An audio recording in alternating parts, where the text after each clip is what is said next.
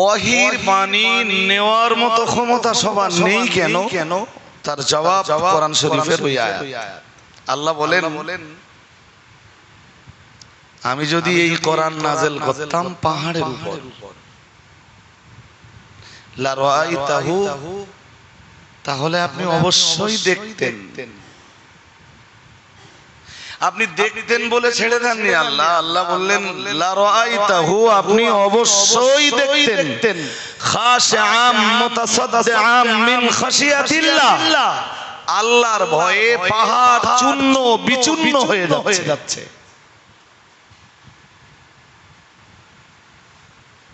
পাহাড় তো ভীষণ শক্ত, এরপরেও ওহি অ্যাকসেপ্ট করার মতো ক্ষমতা পাহাড়ের নেই। এটা তো গেল আপনার সূরা হাশরের আয়াত। সূরা আহজাব, সূরা আহজাবের একদম শেষ রুকুতে, সূরা আহজাবের শেষ পৃষ্ঠা, সূরাটার ৭২ নম্বর আয়াতে আল্লাহ বলেন, আমি কোরআন নামের এই আমানাতকে দিতে চেয়েছিলাম আসমানকে। আসমান বলল আমি পারবো না। আমি কোরআন নামের এই আমানাতকে দিতে চেয়েছিলাম জমিনকে, জমিনও বলল পারবো না। ওয়াল জিবাল, আকাশ আর জমিন যখন বলল আমি পারবো না, আমি পাহাড়কে বলেছিলাম কোরআন নামের এই আমানত তুমি কি নিতে পারবে? পাহাড়ও সেদিন আমাকে বলেছিল আমার পক্ষে সম্ভব নয়। আল্লাহ বলেন ফাআবাইনা আইয়াহমিলনাহা ওয়া আশফাকনা মিনহা ওয়া হামালাহাল ইনসান। কি বললেন আল্লাহ? আল্লাহ বললেন ফাআবাইনা, সবাই অস্বীকার করলো। ওয়া আশফাকনা মিনহা, খুব ভয় পেল। ওয়া হামালাহাল ইনসান, মানুষ এগিয়ে এসে বলল এই আমানতটা আপনি আমাকে দিন। সুবহানাল্লাহ। এখানে মানুষের মর্ম নবী রাসূলরা, বিশেষভাবে এখানে মানুষ বলতে মুহাম্মদুর রাসূলুল্লাহ সাল্লাল্লাহু আলাইহি ওয়াসাল্লাম, তিনি বললেন কোরআন নামের আমানতটা আমি দায়িত্ব নিচ্ছি।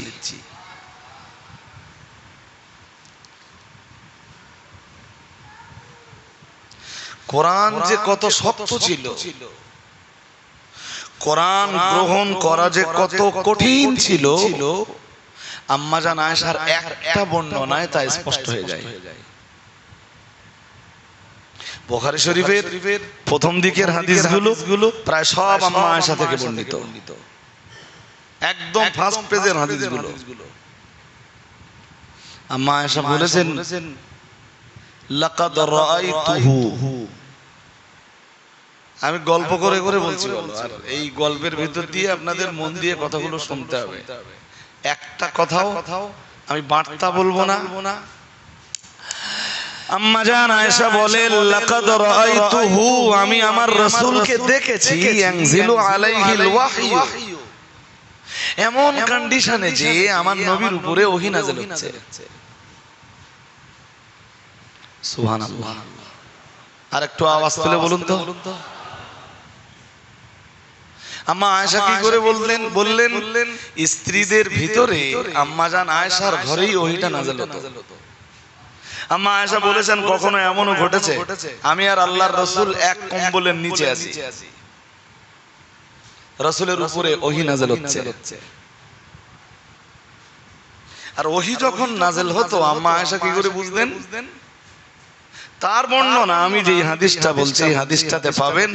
আম্মা আয়েশা বলেন লাকাদ রাআইতুহু, আমি আমার রাসূলকে দেখেছি, ইয়ানজিলু আলাইহিল ওয়াহী, রাসূলের উপরে ওহী নাযিল হচ্ছে। কোন সময়? আম্মা আয়েশা বললেন ফিল ইয়াউমিল বারদিশ শাদীদ, প্রচন্ড ঠান্ডার রাতে, প্রচন্ড ঠান্ডার দিনে রাসূলের উপরে ওহী নাযিল হচ্ছে। আমি আমার রাসূলকে সেই সময় দেখেছি। ওয়া ইন্না জাবিনাহু লা ইয়াতাফাসসাদু আরাকান। আমি রাসূলকে দেখেছি, রাসূলের এই ললাট, রাসূলের এই কপাল ঘর্মাক্ত হয়ে যাচ্ছে, কপাল দিয়ে ঘাম টপকে টপকে পড়ছে। আপনাদের এখান থেকে ঠিক করে ফেলতে হবে। আমি আগে একটা কথা বলেছিলাম, মনে আছে? যে ওহী যে কেউ নিতে পারে না, ওহীর ভার যে কেউ বহন করতে পারে না। যে কারণে এই ওহীর বোঝা বহন করার জন্য আল্লাহ নবী রাসূলদেরকে ওহীর বোঝা বহন করার মতো যোগ্যতা দিয়ে তবেই তাদেরকে পৃথিবীতে পাঠিয়েছেন।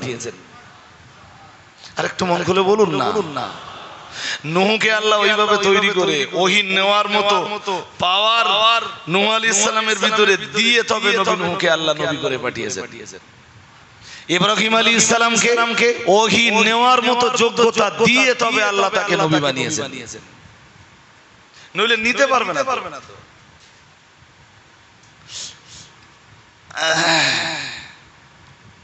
কোরআনের একটা আয়াত পড়ি, সূরা নিসার একটা আয়াতে আছে। আয়াতটা খুব ভাইটাল। ইন্না ওয়াহাইনা ইলাইকা কামা ওয়াহাইনা ইলা নূহিন ওয়ান নাবিয়্যিন। মহান আল্লাহ জানিয়েছেন, নিশ্চয়ই আমি আল্লাহ আপনার কাছে ওহী নাযিল করেছি, কামা ওয়াহাইনা ইলা নূহ, যেমন আমি ইতিপূর্বে ওহী নাযিল করেছিলাম আমার নবী নূহের কাছে। সুবহানাল্লাহ।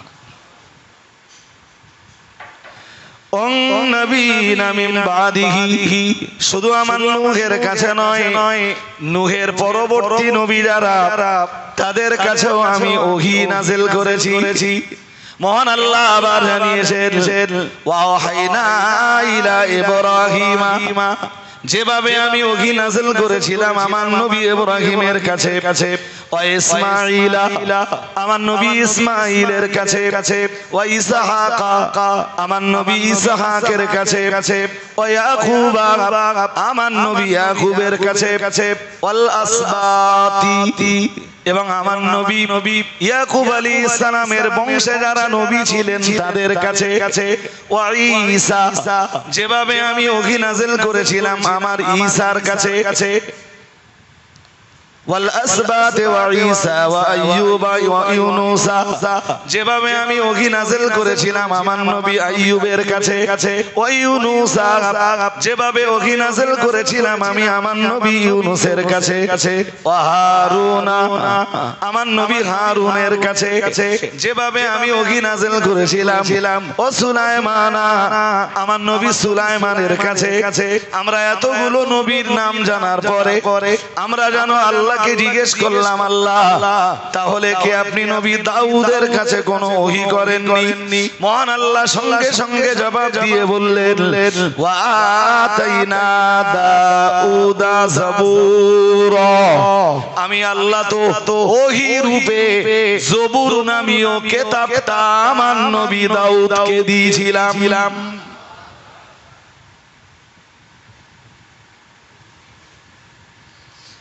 প্রায় এক আয়াতের ভিতরে এইসব আয়াত পড়তে কিন্তু খুব সুন্দর। নবী আম্বিয়াদের নাম খুব সুন্দর। একজন নবীর নাম এখনো বাকি আছে, কে বলেন তো?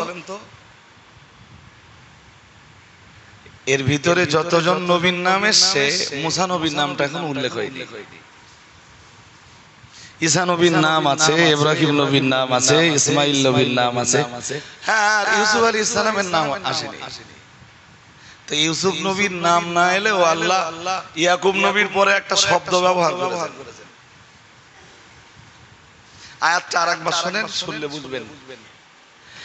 ইন্না আওহাইনা ইলাইকা কামা আওহাইনা ইলা নূহি ওয়ান নাবিয়্যিনা মিন বাদিহি ওয়া আওহাইনা ইলা ইব্রাহিমা ওয়া ইসমাঈলা ওয়া ইসহাকা ওয়া ইয়াকুবা ওয়াল আসবাত। এই আসবাত শব্দটা দিয়ে নবী ইয়াকুব আলাইহিস সালামের বংশধরদের প্রতি আল্লাহ ইঙ্গিত করেছেন। আর ইয়াকুব আলাইহিস সালামের বংশে যত নবী এসেছিলেন তার ভিতরের এক বিশিষ্ট নবী নবী ইউসুফ আলাইহিস সালাম। যারা কোরআন শরীফ পড়েন এবং কোরআন নিয়ে কম বেশ গবেষণা করেন, সূরা ইউসুফের দ্বিতীয় রুকুতে দেখবেন একটা আয়াত আছে। আল্লাহ বলেন ওয়াওহাইনা ইলাইহি, আমি আমার ইউসুফের কাছেও ওহী নাযিল করেছি। কখন? যখন তার ভাইরা, আমি এই কথা বললে আমাকে আবার নতুন করে ব্যাখ্যা দিতে হবে, তাই ভাবছি বলবো কিনা। যখন তার ভাইরা ইউসুফ আলাইহিস সালামকে কূপের ভিতরে ফেলে দেওয়ার ব্যাপারে ঐক্যমত পোষণ করলো, ইউসুফের গায়ের জামাটা খুলে নিল, আমি আল্লাহ তখন আমার নবী ইউসুফকে সান্ত্বনা দিতে ওয়াওহাইনা ইলাইহি লাতুনাব্বিআন্নাহুম বিআমরিহিম, আমি আমার ইউসুফকে বলেছিলাম, ইউসুফ আজকে তোমার ভাইরা যা করছে এই সংবাদটা একদিন তুমি তোমার ভাইদেরকে পৌঁছে দেবে, তুমি তোমার ভাইদেরকে বাতলে দেবে। ইউসুফ তখন বাচ্চা ছেলে, ইউসুফ আলাইহিস সালাম তখনও বুলুগিয়াতের দরজাতে পৌঁছাননি। ইউসুফ আলাইহিস সালাম তো কূপে নিক্ষিপ্ত হওয়ার আগেই আল্লাহ জিবরাইলকে ওখানে পাঠিয়ে দিয়েছেন। একটা মজার ব্যাপার আপনাদের বলি, ইউসুফ আলাইহিস সালাম তো আল্লাহর বিখ্যাত এবং বিশিষ্ট একজন নবী।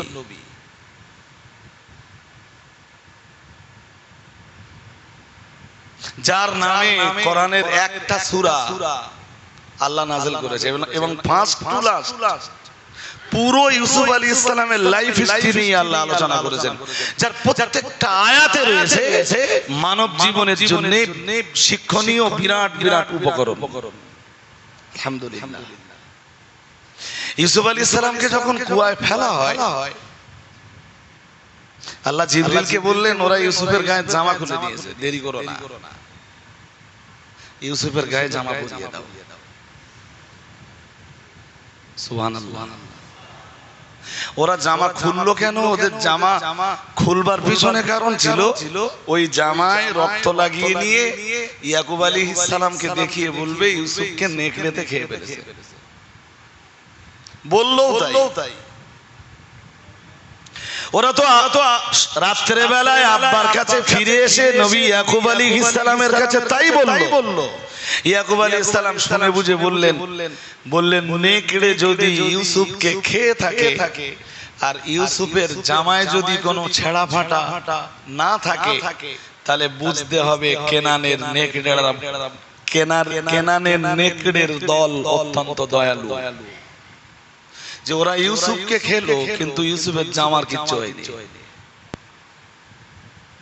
এই কথাটা সেদিন ইয়াকুব আলাইহিস সালাম তার 10টা সন্তানের সামনে দাঁড়িয়ে বলেছিলেন আমি বুঝতে পারছি না যে কোন নেকড়ে খেয়েছে ইউসুফকে। আমার বলার উদ্দেশ্য এইটা না, আর ইউসুফ আলাইহিস সালামের লাইফ হিস্ট্রি নিয়ে আলোচনা করার মজলিস আজকে না। জিবরাইলকে আল্লাহ যেই বললেন ওরা ইউসুফের গায়ের জামা খুলে নিয়েছে, ইউসুফের গায়ের একটা জামা পরাতে হবে, জিবরাইল চলে যাও। জিবরাইল বললেন আল্লাহ আপনার নির্দেশ তো সবসময় শিরোধার্য, আপনার নির্দেশ অ্যাভয়েডের অধিকার আবার নেই, কিন্তু জামা কই? আল্লাহ বললেন জামা? বললেন আল্লাহ যেদিন ইব্রাহিম আলাইহিস সালামকে আগুনে ফেলা হচ্ছিল ওরা ইব্রাহিম নবীর গায়ের জামা খুলে নিয়েছিল, সেদিন তো আপনি বলেছিলেন জিবরাইল জান্নাত থেকে একটা জামা নিয়ে লেবাস নিয়ে আমার নবী ইব্রাহিমের গায়ে পরিয়ে দাও। আজকে আমাকে ইউসুফ নবীর গায়ের জামা পরাতে বললেন, কিন্তু এটা তো বললেন না যে জামাটা কোথা থেকে নিয়ে যাব। আল্লাহ বললেন ইউসুফকে ওরা যে কুয়ায় ফেলছে ওই কুয়াতে যাও, ওখানে গেলে তুমি জামা পেয়ে যাবে। ফেরেশতা জিবরিল কূপে চলে এলেন। আসলে সেদিন নবী ইব্রাহিম আলাইহিস সালামকে যখন অগ্নিকুণ্ডে নিক্ষেপ করা হচ্ছিল তখন জিবরাইল আলাইহিস সালাম জান্নাতের যে পোশাকটা নবী ইব্রাহিম আলাইহিস সালামের গায়ে পরিয়ে দিয়েছিলেন ওই পোশাকটা ইব্রাহিম আলাইহিস সালাম অগ্নিকুণ্ডের ভিতর থেকে বেরিয়ে এসে পোশাকটা খুলে অন্য একটা পোশাক পরিধান করে নিয়ে পোশাকটা খুব যত্ন করে রেখে দিয়েছিলেন। ওনার ইন্তেকালের আগে ইসমাইল আলাইহিস সালাম তো মক্কায়, ইব্রাহিম আলাইহিস সালামের বড় বেটা ইসমাইল আলাইহিস সালাম মক্কায়, ছোট বেটা ইসহাক আলাইহিস সালাম তিনি ফিলিস্তিনে, আর ইব্রাহিম আলাইহিস সালামও তো থাকতেন ফিলিস্তিনে। ইব্রাহিম আলাইহিস সালামের ইন্তেকালও হলো ফিলিস্তিনে। আজও ইব্রাহিম আলাইহিস সালাম ইসহাক আলাইহিস সালাম দুজনের মাজার ফিলিস্তিনে। ইন্তেকালের সময় তো ইসমাইল আলাইহিস সালাম আব্বার কাছে ছিলেন না। ইন্তেকালের সময় ইব্রাহিম আলাইহিস সালাম বেহেশতে সেই পোশাকটা, জিবরাইলের সেই পরিয়ে দেওয়া পোশাকটা বার করে নবী ইসহাক আলাইহিস সালামকে দিয়ে বললেন, এটা বেহেশতি পোশাক, জান্নাতি লেবাস, গুছিয়ে রাখো, কাজে লাগবে। ইসহাক আলাইহিস সালাম ওটাকে গ্রহণ করলেন। যতদিন বেঁচে থাকলেন জান্নাতি লেবাসের মর্যাদা দিয়ে পোশাকটা গুছিয়ে রাখলেন।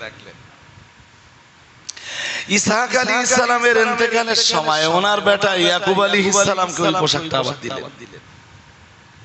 বললেন, ইয়াকুব, এই পোশাকটা আমাকে দিয়েছিলেন আমার পিতা, জাতির জনক, আল্লাহর খলিল হযরত ইব্রাহিম আলাইহিস সালাম।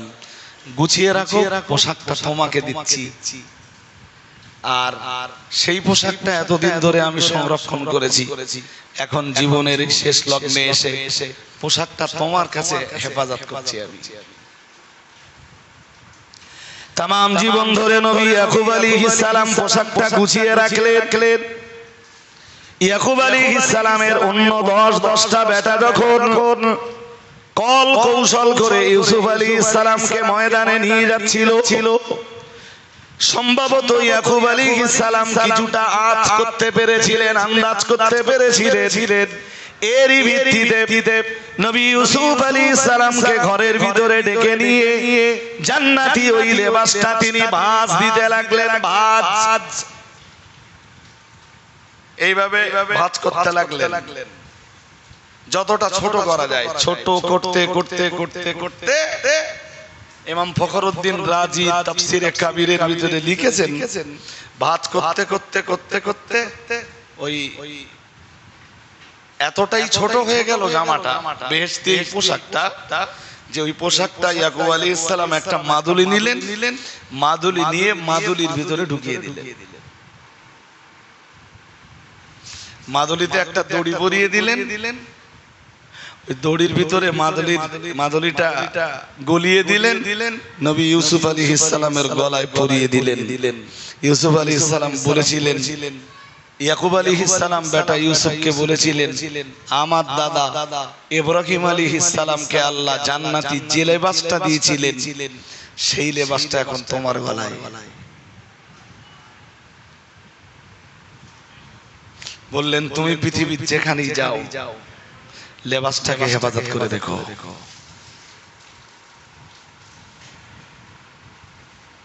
ইউসুফ আলাইহিস সালামকে কুয়ায় যখন ফেলা হচ্ছে, আল্লাহ জিবরাইলকে বলছেন, যাও জামাটা পরিয়ে দাও। আল্লাহর ফেরেশতা জিবরিল আল্লাহকে ডাক দিয়ে বললেন, ও রব্বুল আলামিন আল্লাহ, আপনার নির্দেশ অবশ্যই আমার জন্য শিরোধার্য, কিন্তু ইব্রাহিম নবীর গায়ে যেদিন পোশাক পরিয়েছিলাম সেদিন তো আপনি আমায় হুকুম দিয়েছিলেন জান্নাত থেকে একটা লেবাস নিয়ে যাবার জন্য। আজকে আমি লেবাস কোথা থেকে নিয়ে যাব আল্লাহ, সে ব্যাপারে আপনি তো আমায় কিছু বললেন না। আমার আল্লাহ পাক রব্বুল আলামিন বললেন, ও জিবরাইল চলে যাও, আমার ইউসুফকে যে কূপের ভিতরে ফেলে দেওয়া হচ্ছে, আমার ইউসুফকে প্রথমে তুমি হেফাজত করো। এরপরে তাকিয়ে দেখো আমার ইউসুফের গলায় একটা মাদুলি ঝুলছে, ওই মাদুলির ভিতরে সেই জামাটা সুরক্ষিত রয়েছে। তুমি আল্লাহর নবী ইব্রাহিম আলাইহিস সালামের গায়ে যে জামাটা পরিয়ে দিয়েছিলে, যেদিন নবী ইব্রাহিম আলাইহিস সালামকে আগুনের ভিতরে নিক্ষেপ করা হয়েছিল, সেদিন ইব্রাহিম নবীর জায়গায় তুমি যে জামাটা পরিধান করিয়েছিলে, ওই জামাটাই আমার নবী ইউসুফের গলার ওই মাদুলির ভিতরে সংরক্ষিত আছে। ওখান থেকে জামাটা বার করে আমার নবী ইউসুফের গায়ে জামাটা অবিলম্বে পরিয়ে দাও। জিবরিল বললেন জো হুকুম। চলে এলেন, এসে ইউসুফ আলাইহিস সালামকে ফার্স্ট টাইম হেফাজতটা করলেন। পানির উপরে একটা পাথর সেটআপ করে দিলেন যাতে ইউসুফের কোনো সমস্যা না হয়। এরপরে হযরত ইউসুফ আলাইহিস সালামের মাদুলির ভিতর থেকে জামাটা খুলে বার করলেন। ইউসুফ নবীর গায়ে জামাটা পরিয়ে দিলেন। বললেন ইউসুফ, আমি আর অন্য কেউ নই, আমি ওহীর বাহক ফেরেশতা জিবরিল। আর একটু মন খুলে শোনো, আজকে আল্লাহ একটা মেসেজ তোমার জন্য দিয়েছেন।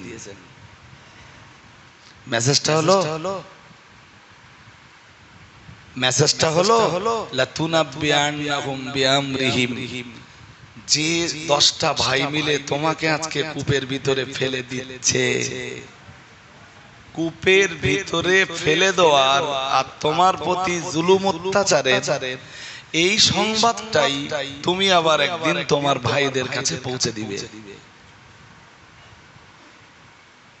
তাফসীরকারকরা লিখেছেন সময় লাগলো অনেক লম্বা, কিন্তু যেদিন ইউসুফ আলাইহিস সালামের সঙ্গে মিশরে ভাইদের পরিচয় হলো, সেই দিন জিবরাইল যে ওহীটা আল্লাহর পক্ষ থেকে নিয়ে এসেছিলেন, সেই ওহীটার বাস্তবায়ন হলো। ইউসুফ আলাইহিস সালাম ভাইদেরই জিজ্ঞেস করছিলেন তোমাদের ভাই ইউসুফের খবর। ওরা তখনও বলছিল আমাদের ভাই ইউসুফকে কেনানের নেকড়েতে খেয়েছে। ইউসুফ আলাইহিস সালাম বললেন কেনানের সেই নেকড়ে আসলে কি কেনানের জঙ্গলের নেকড়ে, না সেই নেকড়ে তোমরা 10 জন ভাই ছিলে?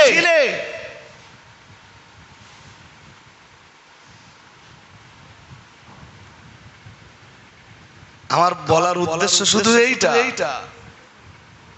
যে আল্লাহ তার নবী আম্বিয়াদের কাছে, ইউসুফ আলাইহিস সালাম তো বাচ্চা, বাট ওহী নেওয়ার মতো যোগ্যতা দিয়ে আল্লাহ পৃথিবীতে তাকে পাঠিয়েছেন।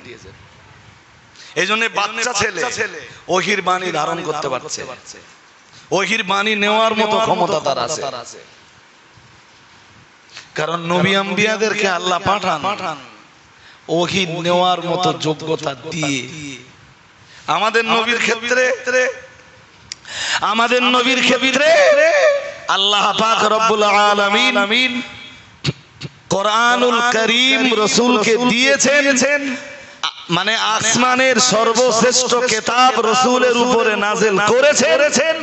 তো কোরআনের মতো শ্রেষ্ঠ কিতাব গ্রহণ করার মতো যোগ্যতা হযরত মুহাম্মদ সাল্লাল্লাহু আলাইহি ওয়াসাল্লামকে দিয়ে তবেই আল্লাহ মুহাম্মদ সাল্লাল্লাহু আলাইহি ওয়াসাল্লামকে পৃথিবীতে পাঠিয়েছিলেন। নইলে ওহী প্রচন্ড ভার। সূরা মুজাম্মিল পড়বেন আপনারা, যাদের কোরআনের সাথে মোটেই সম্পর্ক নেই তারা খুব সহজেই কথাগুলো বুঝবে না। যাদের কোরআনের সাথে মোটামুটি সম্পর্ক আছে তারা মোটামুটি বুঝবে, খানিকটা হলেও বুঝবে। আল্লাহ বলেন ইয়া আইয়ুহাল মুযাম্মিল কুমিল লাইলা ইল্লা কলিলা নিসফাহু আও ইনকুস মিনহু কলিলা আও জিদ আলাইহি ওয়া রাত্তিলিল কুরআনা তারতিলা ইন্না সানুলকি আলাইকা কওলান সাকিলা। ঠিক এই শেষ যে আয়াতটা পড়লাম, এই আয়াতে আল্লাহ বললেন ও নবী, ইন্না সানুলকি আলাইকা কাওলান সাকিলা, আমি আল্লাহ খুব তাড়াতাড়ি আপনার উপরে এমন কিছু নাযিল করব যার ওয়েট এবং ভার ব্যাপক, যার ওজন অনেক বেশি। সানুলকি আলাইকা কাওলান সাকিলা, এমন কথা আপনার কলবে আমি আল্লাহ নাযিল করব যার ভার বহন করা খুব কঠিন। এরপরেও কঠিন যতই হোক এর ভার বহন করার যোগ্যতা আর ক্ষমতা আমি আল্লাহ আপনাকে দিয়েছি।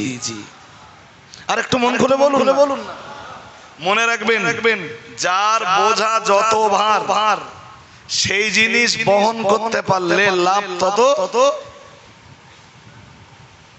এবার একটু আপনাদের তো বলতে হবে কথা, আর একবার বলি, যার বোঝা যত বেশি ভার সেটা বহন করতে পারলে তার লাভ তত বেশি। এই আয়াতের তাফসীর লিখতে যে মুফাসসিরিনে হযরতরা পরিষ্কার তাফসীরের কিতাবে লিখেছেন যে কোরআন ভার কেন, ওই ভারের ব্যাখ্যা দিতে ইমাম ফখরুদ্দিন রাজি একদম নিচের দিকে এসে লিখেছেন যে কোরআন যারা তেলাওয়াত করে, কোরআন ভার বলতে আসলে আল্লাহ পাক রব্বুল আলামিন এখানে যেটা বুঝিয়েছেন সেটা হলো আল্লাহ কোরআন তেলাওয়াতকারীর আমলনামাতে বিপুল পরিমাণ নেকি দান করেন। ওইটা মিজানের পাল্লায় এতটাই ভারী হবে, মিজানের পাল্লায় এতটাই ভারী হবে যে কোরআনের তেলাওয়াতের সাথে সম্পর্ক যারা রেখেছে, কোরআন তেলাওয়াতের সাথে তাআল্লুক যারা রেখেছে, প্রতিনিয়ত যারা কোরআন তেলাওয়াত করে তাদের মিজানের পাল্লা ভারী হবার জন্য কোরআনের তেলাওয়াতটাই যথেষ্ট হয়ে দাঁড়াবে। এজন্য যিনি যে কন্ডিশনে যে পজিশনে থাকেন কোরআন শরীফের কিছু না কিছু অংশ প্রতিদিন পড়তেই হবে। যদি খুব ব্যস্ত থাকে জবানে পড়তে হবে, হেভি ব্যস্ত কোরআন পড়বার মতো খুলে পড়বার মতো নো কন্ডিশন, তখনও কোরআন পড়তে হবে জবানে।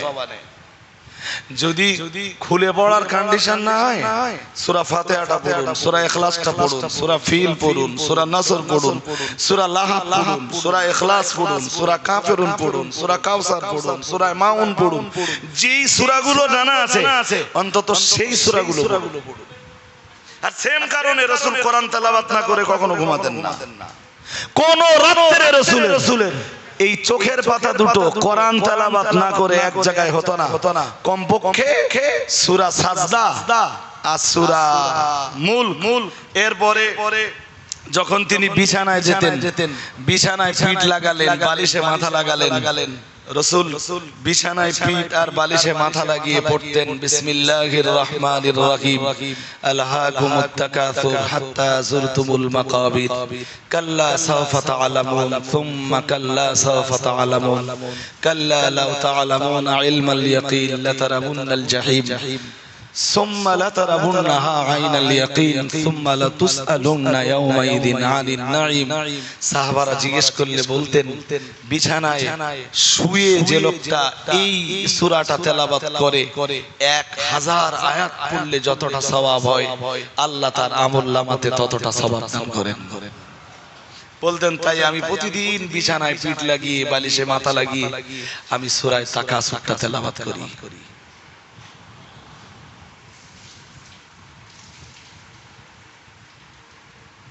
ওহি যদি হয় মানুষের জন্য কল্যাণকর এক বাণী, আমি এখান তো শুরু করেছিলাম, ওহি কি মানুষের জন্য এক বিরাট কল্যাণকর বাণী। দেখুন এখানে আমাকে যদি আরেকটু বলতে হয় তো আমাকে বলতেই হবে যে পৃথিবীতে যত শিক্ষা আছে, এডুকেশনের যত ব্যবস্থা আছে, এডুকেশনের যত শাখা আছে সব মানুষের তৈরি করা, কোনটাই ডাইরেক্ট আল্লাহর নয়। কিন্তু কোরআনুল কারীমে যা আছে সব আল্লাহর ওহীর ইলম। সুবহানাল্লাহ। আরেকটু মন খুলে বলুন, যে কারণে পৃথিবীর কোন ইলম, পৃথিবীর কোন শিক্ষা, পৃথিবীর কোন এডুকেশন কখনোই কোরআনের সমতুল্য হতে পারে না। পৃথিবীর মুসলমানদের সবচাইতে বড় দুর্বলতা, মুসলমানরা কোরআন থেকে দূরে। আরো যত কোরআন থেকে মুসলমান দূরে সরে যাবে, মুসলমানদের কন্ডিশন তত খারাপ হবে। যে জাতির ভিতরে কোরআন নেই, ওই জাতির ভিতরে ইসলাম কখনো প্রবেশ করতে পারে না। ইসলাম প্রবেশের জন্য 5 টাইম দরকার কোরআনের তেলাওয়াত, যেটা ছিল মুহাম্মদ সাল্লাল্লাহু আলাইহি ওয়াসাল্লামের এই পৃথিবীতে প্রথম মিশন। মানব জাতির কল্যাণের জন্যই তো আল্লাহ আমার কাছে ওহী নাযিল করেছেন। সেই ওহীর বাণীটাই তো কোরআন। আমাদের ঘরে যে কোরআন আছে টোটালটাই তো ওহী। ওই যে আমি আয়াতটা পড়ছিলাম, আল্লাহ পাক রব্বুল আলামিন নূহ নবীর কাছে যেভাবে ওহী নাযিল করেছেন, ইব্রাহিম নবীর কাছে যেভাবে ওহী নাযিল করেছেন, ইসমাঈল আর ইসহাকের কাছে, ইয়াকুব কিংবা ইউসুফ নবীর কাছে, নবী ঈসা কিংবা ইউনূস অথবা আইয়ুব নবীর কাছে, নবী হারুন অথবা সুলাইমান নবীর কাছে, নবী দাউদ অথবা নবী মূসা আলাইহিস সালামের কাছে, तमाम নবী আম্বিয়াদের কাছে যেভাবে আল্লাহ ওহী নাযিল করেছেন, প্রিয় নবী মুহাম্মদুর রাসূলুল্লাহ সাল্লাল্লাহু আলাইহি ওয়াসাল্লামকে আল্লাহ পাক রব্বুল আলামিন বলে বুঝিয়ে দিলেন, হে নবী, আপনাকে তো আমি সাইয়্যিদুল মুরসালিন করে পাঠিয়েছি, আপনাকে তো আমি ইমামুল মুত্তাকিন করে পাঠিয়েছি, আপনাকে তো আমি সাইয়্যিদুল আম্বিয়া করে পাঠিয়েছি, আপনাকে তো আমি খাতামুন নবিয়্যিন করে পাঠিয়েছি। আমি বিগত নবী রাসূলদের উপরে যেভাবে তাদের উম্মতদের কল্যাণের জন্য ওহী নাযিল করেছিলাম, কিয়ামত পর্যন্ত আপনার যত উম্মতি আসবে তাদের সকলের কল্যাণের জন্য ঠিক একই কায়দায় আপনার কাছেও আমি আল্লাহ ওহী নাযিল করেছি। আরেকটু মন খুলে বলেন, রাসূলের কাছে প্রথম যখন কোরআন নাযিল হলো, ওই কোরআন রাসূল যেই মক্কাবাসীদেরকে শোনালেন, মক্কাবাসীরা বলল এই জিনিস তো আমরা কখনো শুনিনি। আল্লাহ তখন ওই আয়াতটা নাযিল করে নবীকে বললেন, ও নবী, ওদেরকে আপনি বলে দেন যে আমি আল্লাহ আপনার কাছে যে ওহী নাযিল করেছি, এই ওহী প্রথমবার আপনার কাছে না, ওই একই ওহী নূহের কাছে, ইব্রাহিমের কাছে, ইসমাঈলের কাছে, ইসহাকের কাছে, আইয়ুবের কাছে, ইউনূসের কাছে, হারুনের কাছে, সুলাইমানের কাছে, দাউদের কাছে, অন্যান্য সব নবী রাসূলদের কাছে একই ভাবে আমি ওহী নাযিল করেছিলাম। এটা আপনার কাছে নতুন কিছু নয়, এটা আপনি ওদেরকে বলে দেন। ওরা রাসূলের এগেইনস্টে এই ওহীর প্রচার বন্ধ করতে অনেকগুলো পদ্ধতি বেছে নিল। যার একটা পথ ওরা বেছে নিল, মুহাম্মদ সাল্লাল্লাহু আলাইহি ওয়াসাল্লামের নামে দুর্নাম রটাও। কি রটালো? মক্কার এই মূর্খের দলে বলল, খুব মন দিয়ে শোনেন, মক্কার মূর্খের দলে বললে যে মুহাম্মদ সাল্লাল্লাহু আলাইহি ওয়াসাল্লামের গায়ে হাওয়া লেগেছে। ঠিক মুসলিম শরীফে এরকম কথাই এসেছে। ওরা প্রচার করলো মুহাম্মদ সাল্লাল্লাহু আলাইহি ওয়াসাল্লামের গায়ে বাতাস লেগেছে। বাতাস লাগা মানে বোঝেন? ওই যে বাচ্চাদের মা বোনেরা বলে না যে হাওয়া লেগেছে গায়ে, কোন পায়খানা করছে, বমি করছে, একটা হুজুর দিকে ঝেড়িয়ে দিলে ভালো হয়ে যাবে, ওষুধ খেলে কিচ্ছু হবে না। ঠিক মক্কাবাসীরা রাসূলুল্লাহকে ওই তকমাটা লাগালো। এত বেশি পরিমাণ মক্কায় প্রচারটা করলো, এই আওয়াজটা ইয়ামেন পর্যন্ত পৌঁছে গেল। সেটা মোবাইলের যুগ না বলো, মোবাইলের যুগে যে কোনো মুহূর্তে কোনো বার্তা পৃথিবীর একটা প্রান্ত থেকে আর একটা প্রান্ত পর্যন্ত পৌঁছে যাওয়া সম্ভব, কিন্তু সেই যুগে তো খুব তাড়াতাড়ি এটা সম্ভব না। তাহলে কি পরিমাণ প্রচার হলো যে মক্কার মুশরিক বা মুহাম্মদ সাল্লাল্লাহু আলাইহি ওয়াসাল্লামের প্রতি অবিশ্বাসীদের এই অপপ্রচারটা ইয়ামেনে পৌঁছে গেল। শুধু ইয়ামেনে পৌঁছে গেল, ওই পর্যন্ত শেষ না। ইয়ামেনে ওই সময় একজন লোক ছিল, তার নাম দিমাম ইবনে সালাবা। মুসলিম শরীফের হাদিসে তার নাম এসেছে, তার নাম দিমাম ইবনে সালাবা। সেই ইয়ামানের লোকদের কোনো কিছু হলে ঝাড়ফুঁক করতো, আর আল্লাহর রহমত থাকলে যারা তার কাছে ঝাড়িয়ে নিত তাদের ভালো হয়ে যেত। দিমাম ইবনে সালাবার কাছে এই আওয়াজ যখন পৌঁছালো, দিমাম ইবনে সালাবা বলল মুহাম্মদ সাল্লাল্লাহু আলাইহি ওয়াসাল্লাম, সবাই বলুন, বলল তার গায়ে যদি সত্যি হাওয়া লেগে থাকে, আমি যদি কখনো মক্কায় যাই, হযরত মুহাম্মাদের ঝাড়ফুঁক আমি করব।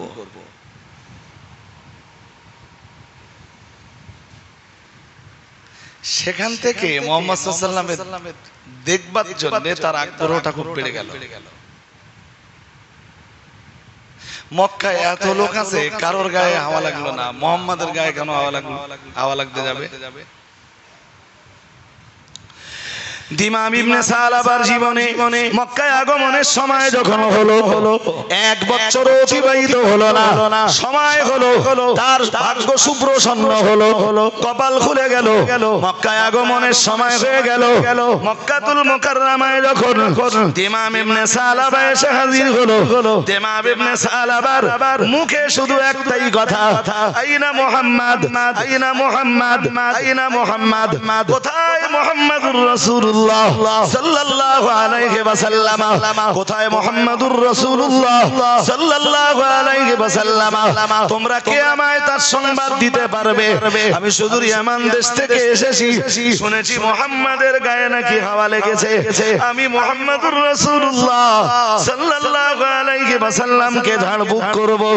হয়তো আল্লাহ পাক রব্বুল আলামিন মুহাম্মদুর রাসূলুল্লাহ সাল্লাল্লাহু আলাইহি ওয়াসাল্লামকে আমার ঝাড়ফুঁকের বিনিময়ে সুস্থতা নসিব করবেন। দিমাম ইবনে সালাবা আল্লাহর হাবিবকে খুঁজতে দিমাম ইবনে সালাবা সন্ধান পেয়ে গেল প্রিয় নবী মুহাম্মদুর রাসূলুল্লাহ সাল্লাল্লাহু আলাইহি ওয়াসাল্লাম।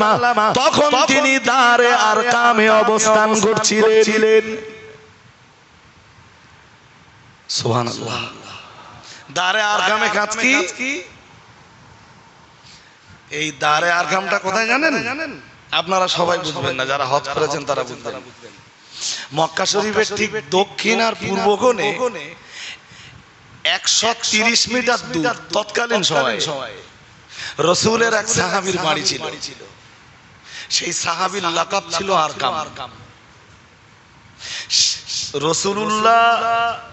রসুলের কাছে মুসলমান হওয়া বা বায়াত হওয়া বা কালেমা পড়া মানুষগুলোকে শিক্ষা দীক্ষা দেওয়ার জন্য, কোরআনের তেলাওয়াত শেখানোর জন্য রসুল এই জায়গাটা বেছে নিয়েছিলেন।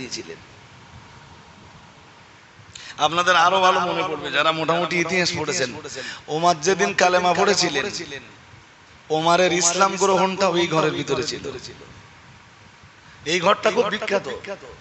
অন্তত 30-40 জন সাহাবী এক জায়গায় বসে ওনারা নিজেদের ভিতরে ধর্মীয় আলোচনা করতেন, আর কখনো কখনো রাসূলুল্লাহ সাহাবীদের সঙ্গে সময় দিতেন। এই ঘরের পজিশনটা ছিল এমন একটা পজিশন যেখানে আবু জেহেল, আবু লাহাব, উতবা, সাইবা, রাবিয়ার চোখ সহজে পড়বে না। সাহাবারা একা একা ওই ঘরে পৌঁছে যাবেন, আর সময় হলে রাসূলুল্লাহ সেখানে হাজির হবেন।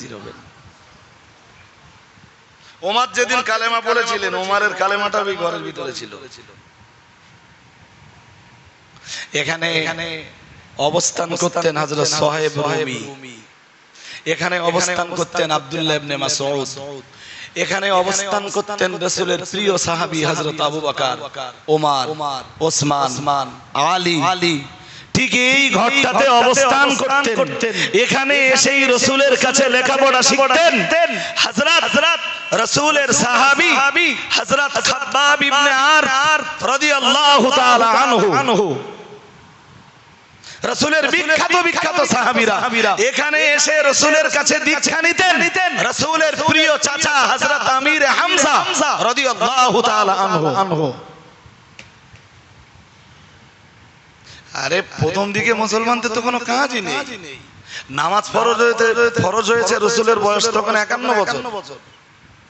কোরআন নাযিল হচ্ছে 40 বছরে, নামাজ ফরজ হচ্ছে 51 বছর বয়সে। 51 থেকে আপনি 40 মাইনাস করুন, 11 বছর মুসলমানদের কাজ কাম কিছু নেই। রোজা ফরজ হচ্ছে দ্বিতীয় হিজরিতে, মানে রাসূলের বয়স হয় 54 নইলে 55 বছর। রাসূলের উপরে যখন হজ ফরজ হচ্ছে, রাসূলের বয়স তখন 62 বছর। 61 টোপকে 62 বছরে রাসূলুল্লাহ তখন হজ ফরজ হচ্ছে। এই 40 থেকে নিয়ে 51 সাহাবাদের একটাই কাজ, পড়ো, যেটা কোরআনের প্রথম নির্দেশ সূরা আলাকের ইকরা বিসমি রাব্বিকাল্লাযী খালাক খালাকাল ইনসানা মিন আলাক ইকরা ওয়া রাব্বুকাল আকরাম আল্লাযী আল্লামা বিল কলম। সুবহানাল্লাহ। আরেকটু মনে করে বলেন, মাদানী সাহেব কি ওয়াজ করেছিলেন আমি জানি না, কিচ্ছু জানি না। সাহাবাদের পড়বার প্রতি এত বেশি আগ্রহ ছিলেন, লোকে মারবে যদি বুঝতে পারে যে কোন ঘরে কোরআনের তেলাওয়াত হচ্ছে, শত্রুরা এসে মারবে। এই ভয়ে সাহাবারা ঘরের ভিতরে লুকিয়ে লুকিয়ে কোরআন তেলাওয়াত করতেন। সুবহানাল্লাহ। তাও কোরআনের তালিম বন্ধ নেই। আরে বাবা, হযরত ওমর যেদিন ইসলাম কবুল করতে যাচ্ছেন, সেদিন সকালবেলাও তো নবীর মহা দুশমন হযরত ওমর। ওমরের মতো এত বড় শত্রু তো রাসূলের কেউ ছিল না। কেউ তো রাসূলের মাথা কাটবার মতো দুঃসাহসিকতা দেখায়নি তখনও। ওমর তো তাও একাই দায়িত্ব নিয়ে বলল, ঠিক আছে তোমরা যখন মুহাম্মাদের কিছু করতে পারলে না, আমার কাছে বিষয়টা ছেড়ে দাও, আমি একা ভাববো। সবাই বলল ঠিক আছে তুমি তাই ভাবো। ওমর তো বিরাট বড় পালোয়ান, বিরাট বড় যোদ্ধা। ওমরের নাম শুনলে তখনও যে কেউ ভয় পেত। ঠিক পরের দিন সকালবেলা রাসূলের মাথা কাটার জন্য ওমর বার হলেন। পথে যখন হযরত নাঈম ইবনে আব্দুল্লাহর কাছে হযরত ওমর শুনলেন যে বোন আর বোনাই কালেমা পড়েছে, তখন হযরত ওমরের মোটিভটা পুরো চেঞ্জ হয়ে গেল। আমি মুহাম্মাদের মাথা কাটতে যাচ্ছি আর আমার বোন বোনাই কালেমা পড়েছে, আগে ওদের দুজনের ব্যবস্থা করে আসি। হযরত ওমর যখন বোনের বাড়ির দিকে ছুটছেন, ঠিক কাছাকাছি যখন পৌঁছে গেছেন, বোনের বাড়ির ভিতর থেকে কোরআনের তেলাওয়াতের আওয়াজ হচ্ছে। আরেকটু মন খুলে বলেন না, মুসলমান তখন কতজন? প্রকাশ্যভাবে মুসলমানদের তখনও নামাজ পড়ার অনুমতি ছিল না। আল্লাহু আকবারের আওয়াজ তুলবার অধিকার মুসলমানদের ছিল না। হযরত ওমর কালেমা পড়ার পরেই তো মুসলমানরা এত জোর আল্লাহু আকবারের আওয়াজ দেবে, দারে আরকাম থেকে ওই আওয়াজ আল্লাহর কাবা পর্যন্ত পৌঁছে যাবে। ওমরের ইসলাম গ্রহণের পরেই তো সাহাবারা একদিকে হযরত ওমরকে দাঁড় করিয়ে আর একদিকে হযরত আমিরে হামজাকে দাঁড় করিয়ে মিছিল করতে করতে আল্লাহর কাবায় যে সালাত আদায় করবে। এখনো তো ওমরের ইসলাম গ্রহণ হয়নি। ওমর যখন যাচ্ছেন, ওমর যেদিন বোন আর বোনাইকে শায়েস্তা করবার জন্য যাচ্ছেন, তখন তো মুসলমানরা প্রচন্ড ভীতু। আরে রাসূলের চাচা হামজা সবেমাত্র কালেমা পড়েছেন, তখন হামজার পরেই হযরত ওমর যখন কালেমা পড়লেন, তখন তো ইসলামের প্রচার প্রসারের জায়গাটা অনেক মজবুত হলো। মুসলমানরা মানে স্বস্তির নিঃশ্বাসটা নিতে পারলেন যে আমাদের কন্ডিশন এখন একটা ভালো জায়গায়।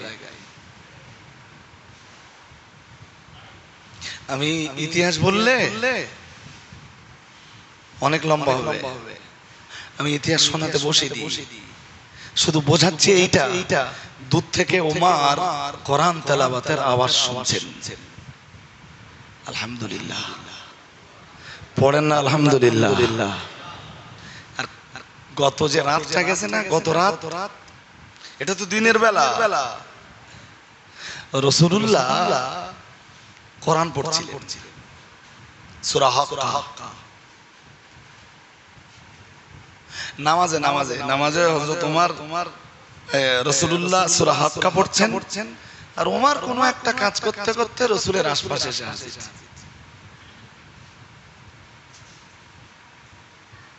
রাসূলের নামাজ তো লম্বা, কতটা লম্বা ভাবেন, সূরা হাক্কার প্রথম থেকে শুরু করেছেন, আল হাক্কাতু মাল হাক্কা ওয়া মা আদরাকা মাল হাক্কা কাযাবাত সামুদ ওয়া আদুম বিল কারিয়া ফাআম্মা সামুদ ফাউহলিকু বিত তাগিয়া। পড়তে পড়তে পড়তে পড়তে এই সূরাটার শেষ লগ্নে যখন পৌঁছেছেন, রাসূল যত পড়ছেন গত রাত্রে হযরত ওমরের তত ভালো লাগছে। হযরত ওমর রাসূলের মুখের কোরআন তেলাওয়াত শুনবার জন্য তত আগ্রহী। এগিয়ে এলেন, একদম রাসূলের পিছনে এসে দাঁড়ালেন। আল্লাহর নবী সাহাবী হযরত ওমর যখন রাসূলের পিছনে এসে দাঁড়ালেন, প্রিয় নবী মুহাম্মদুর রাসূলুল্লাহ সাল্লাল্লাহু আলাইহি ওয়াসাল্লাম তখনও তিনি সূরা হাক্কা তেলাওয়াত করেছেন, তবে তখন তিনি শেষ পর্যায়ে পৌঁছে গেছেন। হযরত ওমরের মনের ভিতরে তখন উদয় হচ্ছে, এটা সম্ভবত কোন কবির কবিতা হবে। যেই না হযরত ওমরের মনের ভিতরে উদয় হয়েছে, এটা সম্ভবত কোন কবির কবিতা হবে। প্রিয় নবী মুহাম্মদুর রাসূলুল্লাহ সাল্লাল্লাহু আলাইহি ওয়াসাল্লামের জবান থেকে তখন উচ্চারিত হচ্ছিল, ফালা উকসিমু বিমা তুবসিরুন ওয়া মা লা তুবসিরুন ইন্নাহু লাকাউলু রাসূলিন কারীম ওয়া মা হুয়া বিকাউলি শাইরিন কলিলাম মা তুমিনুন। হযরত ওমর যতক্ষণে ভাবছেন যে এটা কোন কবির কবিতা হবে, রাসূল ততক্ষণে পড়ছেন এটা কোন কবির কবিতা নয়। সুবহানাল্লাহ বলবেন না? ওমর ততক্ষণে ভাবছে পিছনে দাঁড়িয়ে দাঁড়িয়ে যে আমি যে মুহাম্মদকে কবি মনে করলাম, মুহাম্মদ এটা জানলেন কি করে?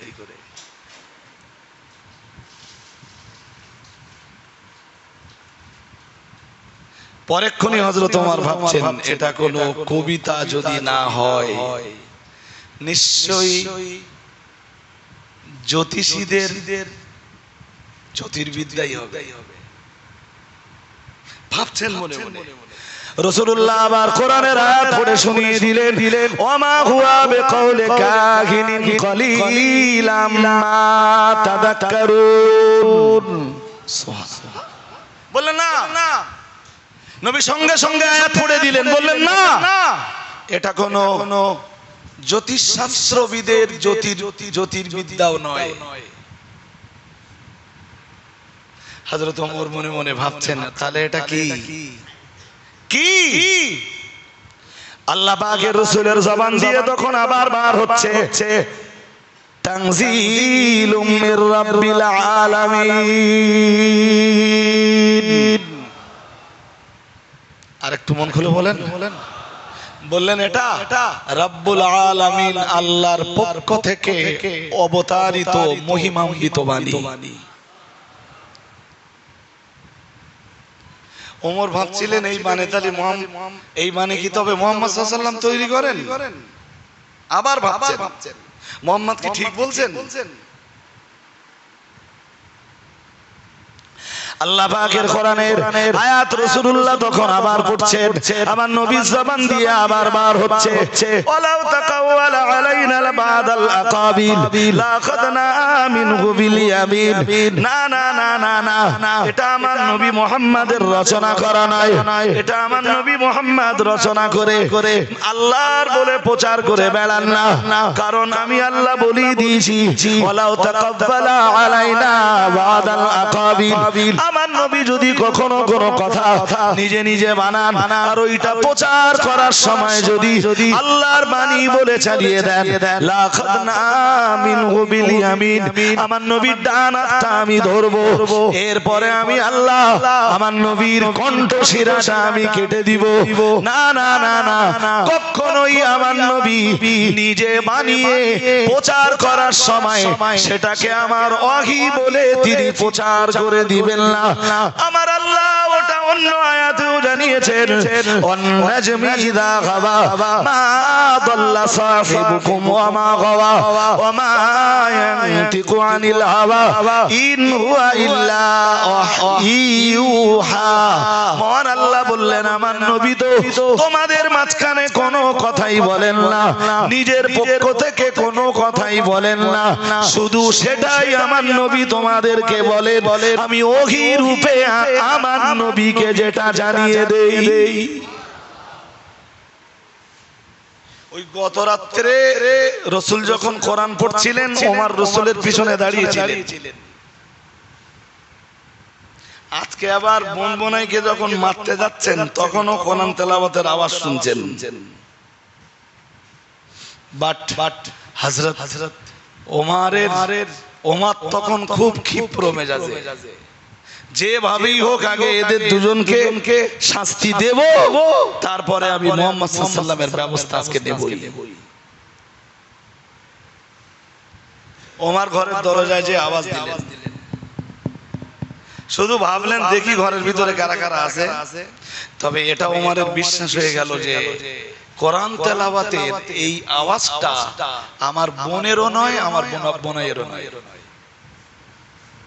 তাহলে আওয়াজটা কার? হযরত ওমর বিশ্বাস করে ফেললেন আওয়াজটা অন্য কারোর হবে। আগে ওরা দরজাটা খুলুক। দরজায় আওয়াজ দিলেন হযরত ওমর। ভিতর থেকে জিজ্ঞাসা করা হলো কে? বাইরে থেকে আওয়াজ এলো, আমি ওমর। ওমরের কণ্ঠের আওয়াজ শুনে কোরআন যিনি ওমরের বোন আর বোনাইকে পড়াচ্ছিলেন, শেখাচ্ছিলেন, উনি নিজেকে লুকিয়ে ফেললেন। আসলে জানেন তো, তিনিও জানেন যে হযরত ওমর কে, তার পাওয়ার কতটা, শক্তি কতটা ক্ষিপ্র মেজাজের অধিকারী হযরত ওমর ভালোই জানতেন। যিনি হযরত ওমরের বোন আর বোনাইকে কোরআন শেখাচ্ছিলেন, উনি আর অন্য কেউ নন, উনি রাসূলের আর এক বিখ্যাত সাহাবী হযরত খাব্বাব ইবনে আরত রাদিয়াল্লাহু তাআলা আনহু। কোরআনটা উনি পড়াচ্ছিলেন। কেন জানেন? উনি ছিলেন একদম প্রথম দিকে যারা মুসলমান ছিল তাদের ভিতরে একজন। উনি রাসূলের বিখ্যাত সাহাবী। খাব্বাব ইবনে আরতের লাইফ হিস্ট্রি, বায়োগ্রাফি ভীষণ কষ্টের। ওনার লাইফ হিস্ট্রি পড়লে চোখের পানি ধরে রাখা যাবে না, এতটা কষ্টের ওনার লাইফ হিস্ট্রি। উনি তো মক্কিও না, মাদানিও না, উনি মক্কারও কোনো অধিবাসী নন, উনি মদিনারও কোনো অধিবাসী নন, উনি অ্যাকচুয়ালি ইয়েমেনের অধিবাসী। ইয়েমেনের যে পল্লীতে উনি বসবাস করতেন, ওই পল্লীতে একবার ডাকাত হয়। তৎকালীন সময়ে ডাকাত দল যখন ডাকাত করত, টাকা পয়সা সোনা দানা যা আছে সেগুলো তো কেটে নিত, মাল সামান যেগুলো নেওয়ার সেগুলো তো নিত, মেয়েদেরকে বন্দী করতো আর বাচ্চাগুলোরে বন্দী করতো আর পুরুষগুলোকে হত্যা করে দিত। খাব্বাব ইবনে আরত, এই এত জোর আওয়াজ দিলে হবে না। খাব্বাব ইবনে আরত রাদিয়াল্লাহু তাআলা আনহু যে পল্লীতে বসবাস করতেন বাবা মায়ের সঙ্গে, ভাই বোনের সঙ্গে, সেই পল্লীতে ডাকাতি হলো। ঠিক সেই পিরিয়ডে যারা যারা যেসব শিশুরা বন্দী হলো, খাব্বাব ইবনে আর তাদের ভিতরে একজন। বিভিন্ন বাজারে বিক্রি হতে হতে হতে হতে মালিকানার হাত বদল হতে হতে এক সময় খাব্বাব ইবনে আরতের ভাগ্য তাকে মক্কার বাজারে তুলল। মক্কার বাজারে হযরত খাব্বাবকে কিনলো একজন মহিলা। সে মহিলা খুব বিচক্ষণ, তার নাম উম্মে আনমার। উম্মে আনমার নাম নিয়ে এক মহিলা খাব্বাবকে কিনে দিল। বরাবরই হযরত খাব্বাবের চেহারায় একটা সৌভাগ্যের নমুনা দেখা যেত, বুদ্ধিমত্তার একটা পরিচয়, একটা ছাপ তার চেহারাতে উপলব্ধ হতো। আর এই মহিলা উম্মে আনমার ছিলেন খুবই বিচক্ষণ। মক্কার বাজারে মহিলা গোলাম কিনতেছে, অন্য কোন গোলাম পছন্দ হলো না। হযরত খাব্বাব রাদিয়াল্লাহু তাআলা আনহু তখন বাচ্চা, তাকে কিনবার জন্য খাব্বাবের কিনবার লাইনে যারা দাঁড়িয়ে ছিল এই মহিলা ওই লাইনে দাঁড়িয়ে গেল।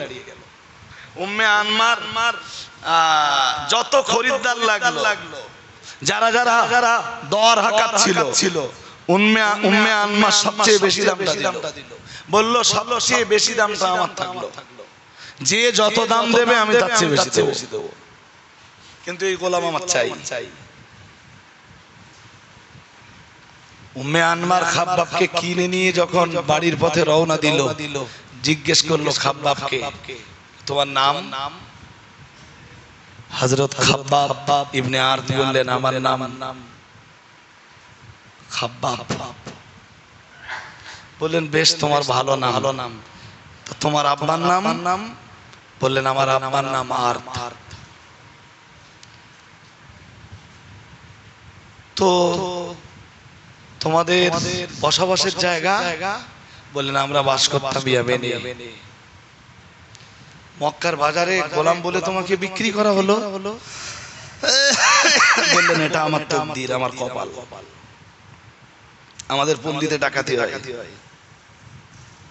আমি জানি না আমার মা কোথায়, আমি জানি না আমার আব্বা কোথায়, আমি জানি না আমার ভাই কোথায়, আমি জানি না আমার বোন কোথায়, আমি জানি না আমার পাড়ার লোকজন, আমার পাড়া প্রতিবেশীরা কোথায়, আমার গ্রামবাসীরা কোথায়।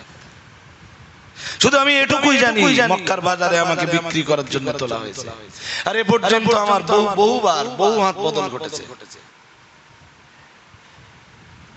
উম্মে আনমান বলল, তোমাকে দেখে তো মনে হয় তুমি খুব বুদ্ধিমান, চতুর, বুদ্ধিমত্তার ছাপ তোমার চেহারায় সুস্পষ্ট।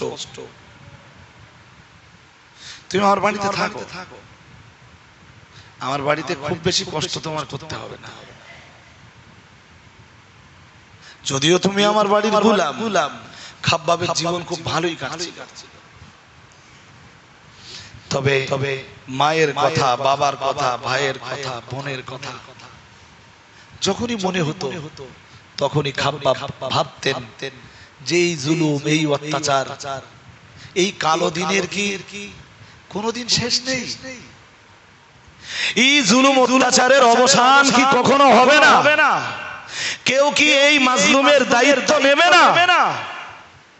কেউ কি এসে এই জুলুম অত্যাচারের এগেইনস্টে প্রতিবাদ করবে না?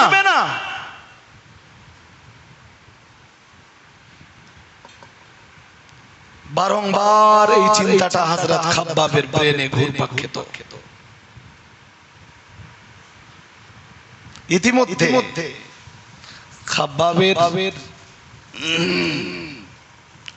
যে নারী খাব্বাবকে ক্রয় করেছিল, ওই নারী খাব্বাবকে ডেকে বলল, খাব্বাব এইভাবে কতদিন তুমি বসে থাকবে? তুমি একটা কাজ করো, তোমাকে একজন ভালো কর্মকারের কাছে রেখে আসি, লোহার যন্ত্রপাতি তৈরি করা শেখো, তলোয়ার বানানো শেখো। খাব্বাবের ব্রেন ছিল খুব তীক্ষ্ণ। হযরত খাব্বাব খুব অল্প দিনের ভিতরে খুব ভালো তলোয়ার বানাতে শিখলেন। খাব্বাবের তলোয়ারের খ্যাতি তখন শুধু মক্কা না, শুধু মদিনা না, আরব দুনিয়ার বিভিন্ন কান্ট্রিতে পৌঁছে গেল। খাব্বাবের জন্য একটা দোকান তৈরি করে দেওয়া হলো। ওখানে তলোয়ার বানাতেন, ওই তলোয়ার বাজারে তুলে বিক্রি করতেন, যে পয়সাটা হতো ওনার মালিকের হাতে উনি তুলে দিতেন। তখনও হযরত খাব্বাবের জীবন খুব কষ্টের নয়, তবে মা নেই বাবা নেই, এটা তো কষ্টের হবেই। আল্লাহর নবী সাহাবী হযরত খাব্বাব রাদিয়াল্লাহু তাআলা আনহুর হঠাৎ একদিন তিনি শুনতে পেলেন মুহাম্মদুর রাসূলুল্লাহ সাল্লাল্লাহু আলাইহি ওয়াসাল্লামের আগমন ঘটেছে। এমন একজন মানুষের আগমন, এমন একজন মানুষের আগমন ঘটেছে, এমন একজন মানুষের আত্মপ্রকাশ ঘটেছে যিনি জালেমের এগেইনস্টে প্রতিবাদের আওয়াজ তুলেছেন, যিনি অত্যাচারী ব্যক্তির বিরুদ্ধে প্রতিবাদের আওয়াজ তুলেছেন, যিনি মাজলুমের পাশে দাঁড়িয়েছেন, যিনি মাজলুমকে সাহায্য করেছেন, সহযোগিতা করেছেন, যিনি তামাম দেশের মাজলুমদের বোঝাগুলো নিজের মাথায় তুলে নিয়েছেন। প্রিয় নবী মুহাম্মদুর রাসূলুল্লাহ সাল্লাল্লাহু আলাইহি ওয়াসাল্লামের আওয়াজ যখন খাব্বাব ইবনে আরতের কানে এলো, নবী মুহাম্মদুর রাসূলুল্লাহ সাল্লাল্লাহু আলাইহি ওয়াসাল্লামের আওয়াজ পাওয়ার সঙ্গে সঙ্গে হযরত খাব্বাব ইবনে আরত কোন একদিন নিজের দোকানটা বন্ধ করে নবী মুহাম্মদুর রাসূলুল্লাহ সাল্লাল্লাহু আলাইহি ওয়াসাল্লাম তখন তিনি দারে আরকামের ভিতরে অবস্থান করছিলেন। আমার আল্লাহর নবী আল্লাহর হাবিবকে ডাক দিয়ে বললেন, ইয়া রাসূলুল্লাহ, ইয়া হাবিবাল্লাহ, হুজুর আজকে আপনার সমাবেশে আমি নূতন একজন ব্যক্তি, আমার বাড়ি আমার দেশে, আমি মক্কার কোন একজন মহিলার বাড়ির গোলাম। ইয়া রাসূলুল্লাহ, ইয়া হাবিবাল্লাহ, হুজুর এতদিন ধরে আমি তো ভাবতাম এই মানে মক্কার বাজারে কিংবা ইয়ামান দেশে অথবা পৃথিবী জুড়ে গোলাম কেনা বেচা কবে বন্ধ হবে, কবে মানুষ মানুষের প্রতি জুলুম অত্যাচার বন্ধ করবে, কবে মানুষ চুরি চাকারি ডাকাতি খুন রাজারি বন্ধ হবে, মানুষের জীবনে কালো যে ঘন অন্ধকার দিন নেমে এসেছে, এই ঘন কালো অন্ধকার দিনের কবে অবসান ঘটবে, কে এই ব্যাপারটাই ভূমিকা গ্রহণ করবে? না না না না না, তামাম আরব দুনিয়াতে তো আমি কারোর সন্ধান পাইনি। ইয়া রাসূলুল্লাহ, ইয়া হাবিবাল্লাহ, হুজুর আমার কপাল বোধহয় খুবই সুপ্রসন্ন ছিল। ইয়া রাসূলুল্লাহ, ইয়া হাবিবাল্লাহ, হুজুর আমার তাকদীর আমাকে মক্কায় হাজির করে দিল। যে মুহূর্তে আমি সন্ধান পেয়ে গেলাম আপনি জালেমের পাশে না দাঁড়িয়ে আপনি মাজলুমের পাশে দাঁড়িয়েছেন। ইয়া রাসূলুল্লাহ, ইয়া হাবিবাল্লাহ, হুজুর আপনি শোষণকারীর পাশে না দাঁড়িয়ে আপনি শোষিত ব্যক্তির পাশে দাঁড়িয়েছেন। যখন আমার কানে এই আওয়াজটা পৌঁছে গেল, আপনি রক্তক্ষরণকারীদের পাশে না দাঁড়িয়ে যাদের থেকে রক্ত ঝরছে আপনি তাদের পাশে দাঁড়িয়েছেন। ইয়া রাসূলুল্লাহ, ইয়া হাবিবাল্লাহ, হুজুর নির্যাতিত গোলাম আর দাসদের পাশে আপনি দাঁড়িয়েছেন। ইয়া রাসূলুল্লাহ, ইয়া হাবিবাল্লাহ, হুজুর যখনই আমি শুনলাম আপনি মানবতার পক্ষে কথা বলছেন, আমি এক বিন্দু বিসর্গ দেরি না করে আমার দোকানটা বন্ধ করে দিয়ে আমি আপনার দরবারে হাজির হয়েছি। হুজুর আপনি আমাকে কালেমা পড়ে মুসলমান বানিয়ে দিন। খাব্বাব ইবনে আরত যখন মুসলমান হয়ে গেলেন, প্রিয় নবী মুহাম্মদুর রাসূলুল্লাহ সাল্লাল্লাহু আলাইহি ওয়াসাল্লাম খাব্বাব ইবনে আরতকে ডাক দিয়ে বললেন, হে আমার সাহাবী খাব্বাব ইবনে আরত, এখন তুমি বলো না তোমার আসলে পরিচয় কি? তোমার তো দেখে মনে হয় না তুমি এই মক্কার কোন বাসিন্দা, তুমি এই আরব দেশের কোন বাসিন্দা। খাব্বাব ইবনে আরত বললেন, ইয়া রাসূলুল্লাহ, আসলে আমি সৌদির নই, আসলে আমি মক্কা নগরীর কেউ নই, আমার বাড়ি সুদূর ইয়ামান দেশে, আমার পল্লীতে একদল লোক তারা ডাকাত করতে যায়। ইয়া রাসূলুল্লাহ, ইয়া হাবিবাল্লাহ, হুজুর আমাদের মাল সামানগুলো তারা কেড়ে নেয়। হুজুর আমাদের ভিতরের পুরুষ যারা তলোয়ার ধারণ করতে পারত ওরা তাদের সবাইকে হত্যা করে ফেলে। ইয়া রাসূলুল্লাহ, নারী আর শিশুদেরকে ওরা বন্দী বানায়। আমি জানি না আমার জননী আমার মা কোথায়, আমি জানি না আমার আব্বা জান কোথায়। ইয়া রাসূলুল্লাহ, আমার ছোট ছোট ভাই বোনেরা কোথায়? আজ অবধি আমার কাছে কোনো সন্ধান নাই। ইয়া রাসূলুল্লাহ, ইয়া হাবিবাল্লাহ, হুজুর কিন্তু আমি আপনার দরবারে এসে আমি পিছনে তীরের সব কথা প্রায় ভুলে গেছি।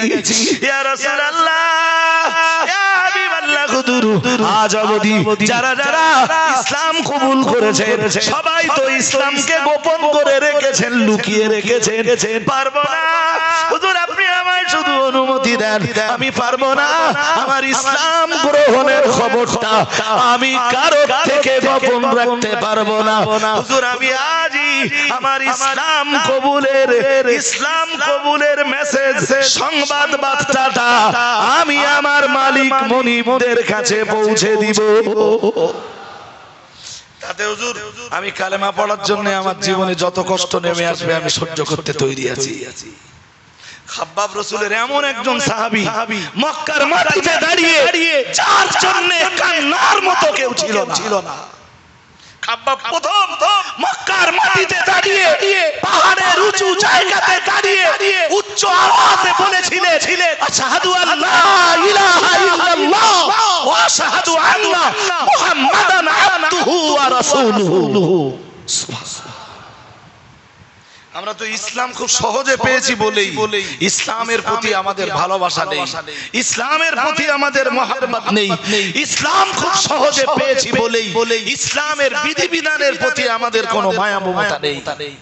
ইসলাম যারা কষ্ট করে পেয়েছিল তাদের কাছে ইসলামের একটা ছোট্ট বিধানের অনেক দাম ছিল, অনেক মূল্য ছিল। খাব্বাব ইবনে আরত পাহাড়ের উপরে দাঁড়িয়ে ঘোষণা দিয়ে এবার নিজের কাজের জায়গাতে চলে গেলেন। কাজের জায়গাতে যে ওই কাজ করছিলেন আর তো কিছু জানেন না, এখনো তো কোরআন শিখবার মতো কোনো পরিবেশ তিনি পাননি। আজকে তো প্রথম দিন, সবে তো তিনি কালেমা পড়েছেন, শুধু কালেমাটাই শিখেছেন। কাজ করছিলেন লোহার যন্ত্রপাতি তৈরি করার কাজ, তলোয়ার বানানোর কাজ, আর উচ্চ আওয়াজে পড়ছিলেন আশহাদু আল্লা ইলাহা ইল্লাল্লাহ ওয়া আশহাদু আন্না মুহাম্মাদান আবদুহু ওয়া রাসূলুহু। খুব ভক্তির সাথে পড়ছিলেন, সুবহানাল্লাহ। কখনো পড়ছিলেন লা ইলাহা ইল্লাল্লাহ মুহাম্মাদুর রাসূলুল্লাহ সাল্লাল্লাহু আলাইহি ওয়াসাল্লাম। হযরত খাব্বাবের মনিপক্ষের লোক যারা, যখন খাব্বাবের কালেমা পড়ার আওয়াজ তাদের কানে গেল এবং তারা এটাও বুঝতে পারলো যে হযরত খাব্বাবের এই কালেমা পড়ার আওয়াজ অনেক দূর পর্যন্ত পৌঁছে গেছে। মক্কার মনিপক্ষের মালিক পক্ষের লোক যারা ছিল তাদের ভিতরে একটা ত্রাস ঢুকে গেল যে খাব্বাবকে যদি আটকানো না যায়, যাদের বাড়ি যা গোলাম আছে গোলামগুলোর হয়তো আর আটকানো যাবে না, সবাই হয়তো মুহাম্মাদের দরবারে যে কালেমা পড়বে। আমরা সাধারণত হযরত বেলালের ইতিহাসটা খুব জানি, আর হযরত বেলালের জীবন খুব কষ্টের জীবন ছিল, কিন্তু হযরত খাব্বাবের জীবন যে কত কষ্টের ছিল আমরা হযরত খাব্বাবের মানে কষ্টের জীবনের সাথে মোটেই পরিচিত নই। ব্যাস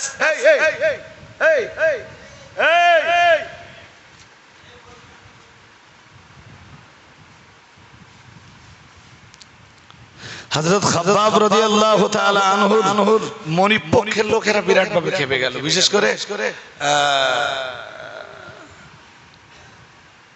যে মহিলা ওনাকে কিনেছিলেন তার নাম তো উম্মে আনমার। উম্মে আনমারের ভাইয়ের নাম ছিল সিবা ইবনে আব্দুল উজ্জা। সে ছিল ইসলামের বিরাট বড় এক দুশমন এবং মক্কার কোন একটা গোত্রপতি, মক্কার তৎকালীন খুজা গোত্রের একজন লিডার। উম্মে আনমার তার ভাইকে ডাকলো, ডেকে ভাইকে সঙ্গে নিয়ে হযরত খাব্বাবকে জিজ্ঞেস করলো, বলল শুনছি তুমি নাকি বেদিন হয়ে গেছো। হযরত খাব্বাব হাসতে হাসতে জবাব দিলেন, বলেন আমি বেদিন হইনি, আমি 70 দিনের সন্ধান পেয়েছি। কে বললো আমি বেদিন হয়ে গেছি? আমি এমন একজন মানুষের প্রচারিত দিন কবুল করেছি যিনি 70 দিন প্রচার করছেন। বলেই তিনি ওদের সবার সামনে পড়লেন আশহাদু আল্লা ইলাহা ইল্লাল্লাহ ওয়া আশহাদু আন্না মুহাম্মাদান আবদুহু ওয়া রাসূলুহু। সিবা ইবনে আব্দুল উজ্জা বলল, তুমি কালেমা পড়েছো তাহলে? তুমি জানো তোমার কি হবে, কি হতে পারে তোমার? খাব্বাব ইবনে আরদ বললেন, কি হবে ও আর ভেবে লাভ কি? খুব বেশি হলে মারতে মারতে আমার জীবনটা কেড়ে নেবেন, তারপরে তো আর কিছু না। কিন্তু সব দিলেও কালেমা দেব না, সব দিলেও ঈমান দেব না, সব ছাড়লেও আল্লাহ ছাড়বো না, সব ছাড়লেও হযরত মুহাম্মদকে ছাড়বো না। সুবহানাল্লাহ। আর একটু মন খুলে বলুন, আপনাদের যত প্রকারের অত্যাচার আছে সব যদি খাব্বাবের উপরে চালাতে পারেন, চালান। খাব্বাব মেনে নেওয়ার জন্য, খাব্বাবের শরীর সেগুলোকে বরদাস্ত করার জন্য তৈরি আছে। বাট হযরত খাব্বাব মুহাম্মদ সাল্লাল্লাহু আলাইহি ওয়াসাল্লামকে কখনো ভুলবে না। খাব্বাব আর পূর্বপুরুষদের ধর্মে কখনো ফিরে আসবে না। সুবহানাল্লাহ। আর একটু মন খুলে বলুন, খাব্বাবের অন্তরে যেন কোনো ভয় নেই, চোখে যেন ডর বা ভয়ের কোনো নমুনা নেই, একদম বীর পুরুষের মতো গর্জে উঠেছেন। মক্কার নেতারা ভীষণ চিন্তায় পড়ে গেল, বলে এটা তো মেরেও হবে না, মেরে যদি এর না হয় এখন উপায় কি? মক্কার নেতারা সব কটা এক জায়গায় হলো রাত্রেবেলা, হযরত খাব্বাবের উপরে কি ব্যবস্থা নেওয়া যায়? ওরা সবাই মিলে সিদ্ধান্ত নিল খাব্বাব ইবনে আরদকে একটা ফাঁকা ময়দানে নিয়ে যাওয়া হবে। প্রচন্ড তাপের সময়, দুপুর বেলা প্রচন্ড রৌদ্রের তাপ যখন প্রচন্ড বেড়ে যাবে, ওই রকম একটা কন্ডিশনে বাতাহান আমিও জায়গায় নিয়ে যাওয়া হবে। এমন একটা জায়গায় নিয়ে যাওয়া হবে যেখানকার বালু প্রচন্ড গরম হয়ে যায়। হযরত খাব্বাবের তামাম দেখে তামাম জামা কাপড় সব খুলে নেওয়া হবে। খাব্বাবকে উলঙ্গ করে কেবলমাত্র খাব্বাবের গায়ে লোহার জামা কাপড় পরিয়ে দেওয়া হবে। খাব্বাবের গায়ে লোহার জামা কাপড় পরিয়ে দিয়ে তপ্ত মরুভূমির বালুর উপর হযরত খাব্বাবকে শুইয়ে দেওয়া হবে। খাব্বাবকে জিজ্ঞেস করা হবে মুহাম্মদুর রাসূলুল্লাহ সাল্লাল্লাহু আলাইহি ওয়াসাল্লাম দ্বীন সে বর্জন করবে কিনা। ওদের প্ল্যান অনুযায়ী পরের দিন দুপুর বেলায় ওরা খাব্বাব ইবনে আরদ রাদিয়াল্লাহু তাআলা আনহুকে সঙ্গে নিয়ে মরুভূমির বাতাহান আমিও জায়গায় চলে গেল। খাব্বাবের দেখে জামা কাপড় গুলো খুলে ফেলা হলো, লোহের একটা পোশাক পরিয়ে দেওয়া হলো। প্রচন্ড গরমের দিনে আরব, সৌদি আরব এমনি, মক্কা এমনি গ্রীষ্ম প্রধান দেশ, প্রচন্ড গরম। মরুভূমির বালুতে যেখানে খালি পায়ে হাঁটা যায় না, সেখানে ওনার গায়ে লোহের জামা কাপড় পরিয়ে দিয়ে মরুভূমির তপ্ত বালুর উপরে ওনাকে যখন শুইয়ে দেওয়া হলো, হযরত খাব্বাবের জবান দিয়ে তখন উচ্চারিত হচ্ছিল আশহাদু আল্লা ইলাহা ইল্লাল্লাহ ওয়া আশহাদু আন্না মুহাম্মাদান আবদুহু ওয়া রাসূলুহু। কখনো তিনি পড়ছিলেন লা ইলাহা ইল্লাল্লাহ মুহাম্মাদুর রাসূলুল্লাহ সাল্লাল্লাহু আলাইহি ওয়াসাল্লাম। হযরত খাব্বাব ইবনে আরদ এই প্রচন্ড রৌদ্র দহনে যখন উনি দগ্ধ হয়ে যাচ্ছিলেন, একদিকে মরুভূমির বালুর গরম, অন্যদিকে তার গায়ে লোহের পোশাক পরা।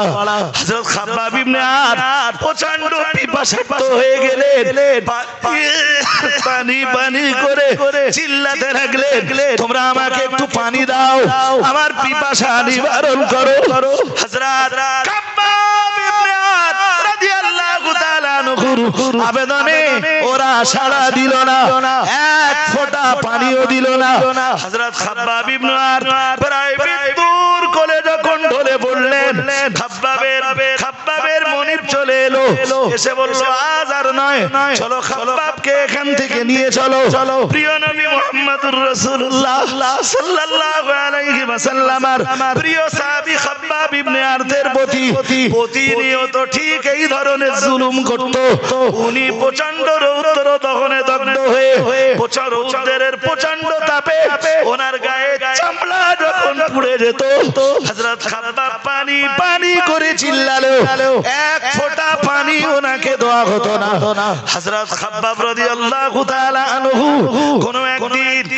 কোন একদিন নবী মুহাম্মদুর রাসূলুল্লাহ সাল্লাল্লাহু আলাইহি ওয়াসাল্লাম যখন হযরত খাব্বাবের দোকানের পাশ দিয়ে যাচ্ছিলেন, ওরা হাজার চেষ্টা করেও যখন খাব্বাবকে আটকাতে পারলো না, নবীর দরবারে যাওয়াও বন্ধ করতে পারলো না। হযরত খাব্বাব ইবনে আরতের দোকানের পাশ দিয়ে রাসূলুল্লাহ একদিন যাচ্ছিলেন, যেতে যেতে যেতে যেতে আল্লাহর হাবিব খাব্বাবের দোকানে একটুখানি দাঁড়িয়ে গেলেন। রাসূলুল্লাহ জানো খুব আস্তে আস্তে খাব্বাবের কানে কানে কি একটা বলে গেলেন। খাব্বাবের বাড়ির মালিকের চোখ পড়লো খাব্বাব আর রাসূলুল্লাহর দিকে, প্রচন্ড রেগে গেল, মাথা কাজ করছিল না। তখন খাব্বাবের মনিব এসে খাব্বাবকে বলল, আজ তুমি মুহাম্মদুর রাসূলুল্লাহ সাল্লাল্লাহু আলাইহি ওয়াসাল্লামকে ছাড়লে না, তুমি তোমার নবীকে ছাড়তে পারলে না, এবার তোমার উপরে আরো কঠিন অত্যাচার শুরু হবে। এক বিন্দু দেরি না করে মানে লোহা আগুনের ভিতরে ঢুকিয়ে দেওয়া হলো। আগুনে লোহা যখন লাল টকটকে হয়ে গেল, ওই টকটকে লাল লোহার অংশটা হযরত খাব্বাবের মাথার উপরে রেখে দেওয়া হলো। হযরত খাব্বাব ইবনে আরতের মাথাটা যখন পুড়ে যাচ্ছিল, খাব্বাব রাদিয়াল্লাহু তাআলা চিৎকার করছিলেন।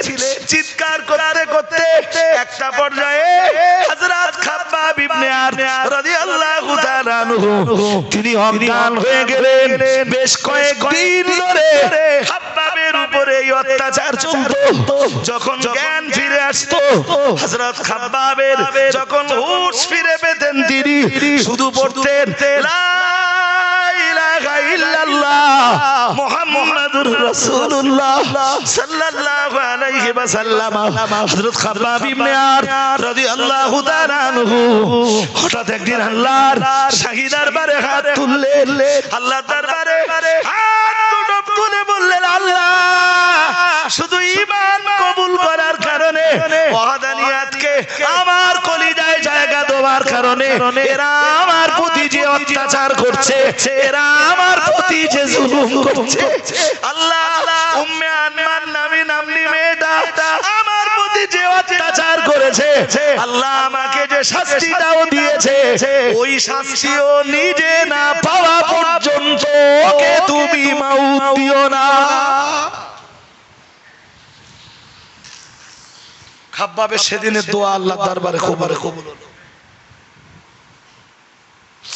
খাব্বাব রাসূলের ইন্তেকালের পরও বেঁচে ছিলেন, বহু যুদ্ধ করেছেন, এরপরও আল্লাহ তাকে বাঁচিয়ে রেখেছিলেন।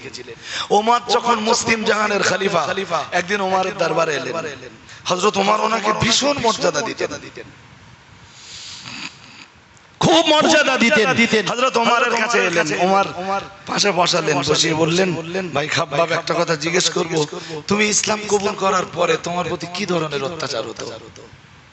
উনি ছোট্ট একটা ইতিহাস শুধু তুলে ধরলেন, বললেন একবার আমাকে মরুভূমিতে নিয়ে যাওয়া হলো, মরুভূমির গরম বালুতে আমাকে শুইয়ে দেওয়া হলো। ওরা যখন ভাবলো যে একে শাস্তি দেওয়ার জন্য মরুভূমির বালি যথেষ্ট নয়, গরম বালু যথেষ্ট নয়, তখন ঠিক আমার পিঠের তলায় ওরা জ্বলন্ত অঙ্গার ওরা আমার পিঠের তলায় রেখে দিল। আল্লাহ নবী সাহাবী খাব্বাব ইবনে আরত রাদিয়াল্লাহু তাআলা আনহু সাহাবী ওমরকে ডাক দিয়ে বললেন, ও নবী সাহাবী ওমর, আমাকে ওই জ্বলন্ত অঙ্গারের উপরে শুইয়ে দেওয়া হলো। আমার গায়ের আমার দেহের রক্ত, আমার দেহের চামড়া পুড়ে যেত, গোশত পুড়ে যেত, ওখান থেকে রক্ত ঝরতে ওই অঙ্গারের আগুনগুলো নির্বাপিত হলে তবেই ওরা ঠান্ডা হয়ে যেত। হযরত খাব্বাব ইবনে আরত এরপরে নিজের জামাটা তুলে বললেন, একবার আপনি আমার পিঠের দিকে তাকিয়ে দেখুন। হযরত ওমরের সামনে যখন জামাটা তুললেন, উপস্থিত সাহাবারা দেখতে পেলেন হযরত খাব্বাব ইবনে আরতের প্রতি এত অত্যাচার এত জুলুম হয়েছে, এত অত্যাচারের শিকার তাকে হতে হয়েছে, না না না না, তার পিঠে হাড় হাড্ডি ছাড়া গোশত বলতে আর কিছুই নেই। খাব্বাব বললেন এই কঠিন অত্যাচার আমাকে সহ্য করতে হয়েছে। তবে যেদিন রাসূলুল্লাহ মদিনা মুনাওয়ারাতে তাকে হিজরতের অনুমতি দিচ্ছিলেন, খাব্বাব ইবনে আর রাদিয়াল্লাহু তাআলা, মানে মাঝখানে তো খাব্বাবের বায়োগ্রাফি অনেক লম্বা, আমি শুধু শেষ পর্যায়ের কথাটা এবারে বলছি। খাব্বাব ইবনে আর যখন রাসূল মদিনায় সাহাবীদের হিজরতের অনুমতি দিচ্ছিলেন, নবীজি বলেন খাব্বাব তুমিও হিজরত করে মদিনায় যেতে পারো। খাব্বাব বললেন হুজুর আমিও। বললেন জি। খাব্বাব বললেন তো হুজুর আপনি? নবীজি বললেন আমার এখনো অনুমতি হয়নি, অনুমতি হলে আমি চলে যাব, তোমাকে বলছি তুমি যাও। খাব্বাব বললেন হুজুর যদি একটা পারমিশন আমাকে দিতেন, আর কিছুদিন এখানে থেকে যাওয়ার, আমার জীবনের একটা জিনিস দেখতে বাকি আছে।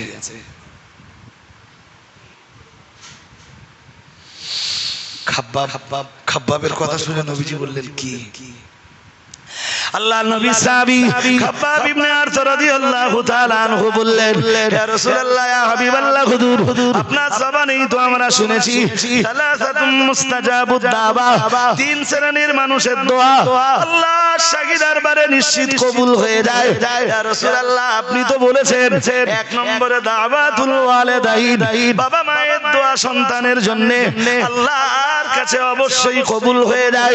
হুজুর আপনি দুই নম্বরে বলেছেন দাওয়াতুল মুসাফিরি, মুসাফির যারা তাদের দোয়া আল্লাহর দরবারে নিশ্চিতভাবে কবুল হয়ে যায়। হুজুর আপনি তিন নম্বরে বলেছেন দাওয়াতুল মাজলুম, মাজলুমের দোয়া আল্লাহর শাহী দরবারে কবুল হয়ে যায়। ইয়া রাসূলুল্লাহ ইয়া হাবিবাল্লাহ হুজুর উম্মে আনমার নামনি মেয়েটা যখন আমার উপরে অত্যাচার করত, আমার উপরে যখন নির্যাতন চালাতো, হুজুর একদিন আমার মাথায় লোহা গরম করে যখন সে আমায় কষ্ট দিচ্ছিল, হুজুর কষ্ট পেতে পেতে পেতে পেতে আমি যখন একটা পর্যায়ে অজ্ঞান হয়ে গেলাম, আমি অজ্ঞান হয়ে যাবার পরেও দেখলাম ওই আনমার নামনি মহিলা লোহার তপ্ত রড আমার মাথা থেকে সরিয়ে নেয়নি। তখনও পর্যন্ত ইয়া রাসূলুল্লাহ, তখনও পর্যন্ত আমার চামড়া পুড়ে যাচ্ছিল, গোশত পুড়ে যাচ্ছিল, আমার জবান দিয়ে বার হচ্ছিল লা ইলাহা ইল্লাল্লাহ মুহাম্মাদুর রাসূলুল্লাহ সাল্লাল্লাহু আলাইহি ওয়াসাল্লাম। ইয়া রাসূলুল্লাহ ইয়া হাবিবাল্লাহ হুজুর ওই সময় আমি হুঁশ ফিরে পাবার পরে কালেমা পড়ে নিয়ে আল্লাহর শাহী দরবারে এক আবেদন করেছিলাম। হুজুর আমি আল্লাহকে ডাক দিয়ে বলেছিলাম এই মহিলা আমাকে যে ধরনের শাস্তি দিয়েছে আল্লাহ তাআলা ওই রকম শাস্তি এই মহিলাকে যতদিন আপনি না দেবেন, এই মহিলাকে আপনি যেন মারবেন না, আর এই মহিলার শাস্তিটা আপনি আমায় একটু চোখে দেখাবেন। হুজুর আমি আজকেই তো হিজরত করে মদিনায় যেতে পারতাম, আপনি হিজরতের অনুমতি দিয়েছেন, কিন্তু এখন একটু অনুমতি দেন, যতদিন পর্যন্ত এই রমণী এই মহিলাকে আমার মতো শাস্তি না পেতে দেখবো, ততদিন আমি খাব্বাব মক্কা ছেড়ে মদিনায় হিজরত করব না। বলেন হুজুর এইটার জন্য আমার একটু অনুমতি দরকার। আপনার নির্দেশ হুজুর আমার শিরোধার্য, আমার অ্যাভয়েড করার অধিকার নেই, কিন্তু একটু অনুমতি চাচ্ছি হুজুর আমাকে দেন। নবীজি বললেন ঠিক আছে। বললেন শোনো তুমি এইটার জন্য অপেক্ষা করছো যখন আর খুব একটা বাকি নেই, দেখো কি খেলা শুরু হয়। ঠিক তার পরদিন থেকে উম্মে আনমানের মাথা যন্ত্রণা শুরু হলো, প্রচন্ড মাথা যন্ত্রণা, এত বেশি মাথা যন্ত্রণা শুরু হলো যে মক্কা শুধু না আরব দুনিয়ার ডাক্তাররাও হেরে গেল। পয়সা তো ছিল ভালো, ডাক্তারদের কাছে পরামর্শ চাওয়া হলো যে আপনাদের বিদ্যা বুদ্ধি সব কি শেষ? ডাক্তার বলল না, সব শেষ না, একটা রাস্তা আছে। তাহলে কি রাস্তা? ডাক্তাররা সেদিন বলেছিল একটাই রাস্তা, সেটা হলো লোহার রড গরম করে ওর মাথায় ধরা লাগবে। এই লোহার রড গরম করে মাথার চামড়া পুড়িয়ে দেওয়ার কষ্টটা যখন মাথা যন্ত্রণার চাইতে বেশি মনে হবে, তখন ওই মাথা যন্ত্রণাটা কমে যাবে। ঠিক ঠিক ওই উম্মে আনমার নামনি মহিলার জীবনে এই কঠিন দিন নেমে এলো, খাব্বাব ইবনে আরতের দোয়া কবুল হলো। খাব্বাব নিজে চোখে দেখতেন ওই মহিলাকে শাস্তি দেওয়া হচ্ছে, বলতেন আমার রাসূল ঠিকই বলেছেন, নির্যাতিত, নিপীড়িত, নিষ্পেষিত, অত্যাচারিত মানুষের দোয়া আল্লাহর দরবারে কবুল হয়ে যায়। এই কথাটা যেন আপনাদের মনে থাকে যে আমি কারোর উপরে কখনো অত্যাচার করব না, শক্তি আছে শক্তির অপব্যবহার করব না। নির্যাতিত ব্যক্তি যে কোনো দোয়া করলে দোয়া কবুল হবেই, আজ অথবা কাল। আর নির্যাতনকারী ব্যক্তিকে ঠিক ওই রকম শাস্তির সম্মুখীন হতে হবে, সে মানুষকে যেমন শাস্তি দেবে। ইতিহাসের পাতা আলগা করলে আমরা ঠিক তাই পাই। হাজিরিনে মজলিস, খাব্বাব ইবনে আরতের কথা আমি কেন বলছিলাম বলুন তো? হযরত ওমর যখন বোন ফাতেমা আর বোনাই সাইদের শায়েস্তা করার জন্য বেরিয়েছেন, কোরআন তেলাওয়াতের আওয়াজ পাচ্ছেন, আর হযরত ওমরের কণ্ঠের আওয়াজ পেয়ে হযরত খাব্বাব ইবনে আরত একদম দেরি না করে সঙ্গে সঙ্গে নিজেকে ঘরের ভিতরে লুকিয়ে ফেলেছেন, ওমর যেন আমারে খুঁজে না পায়।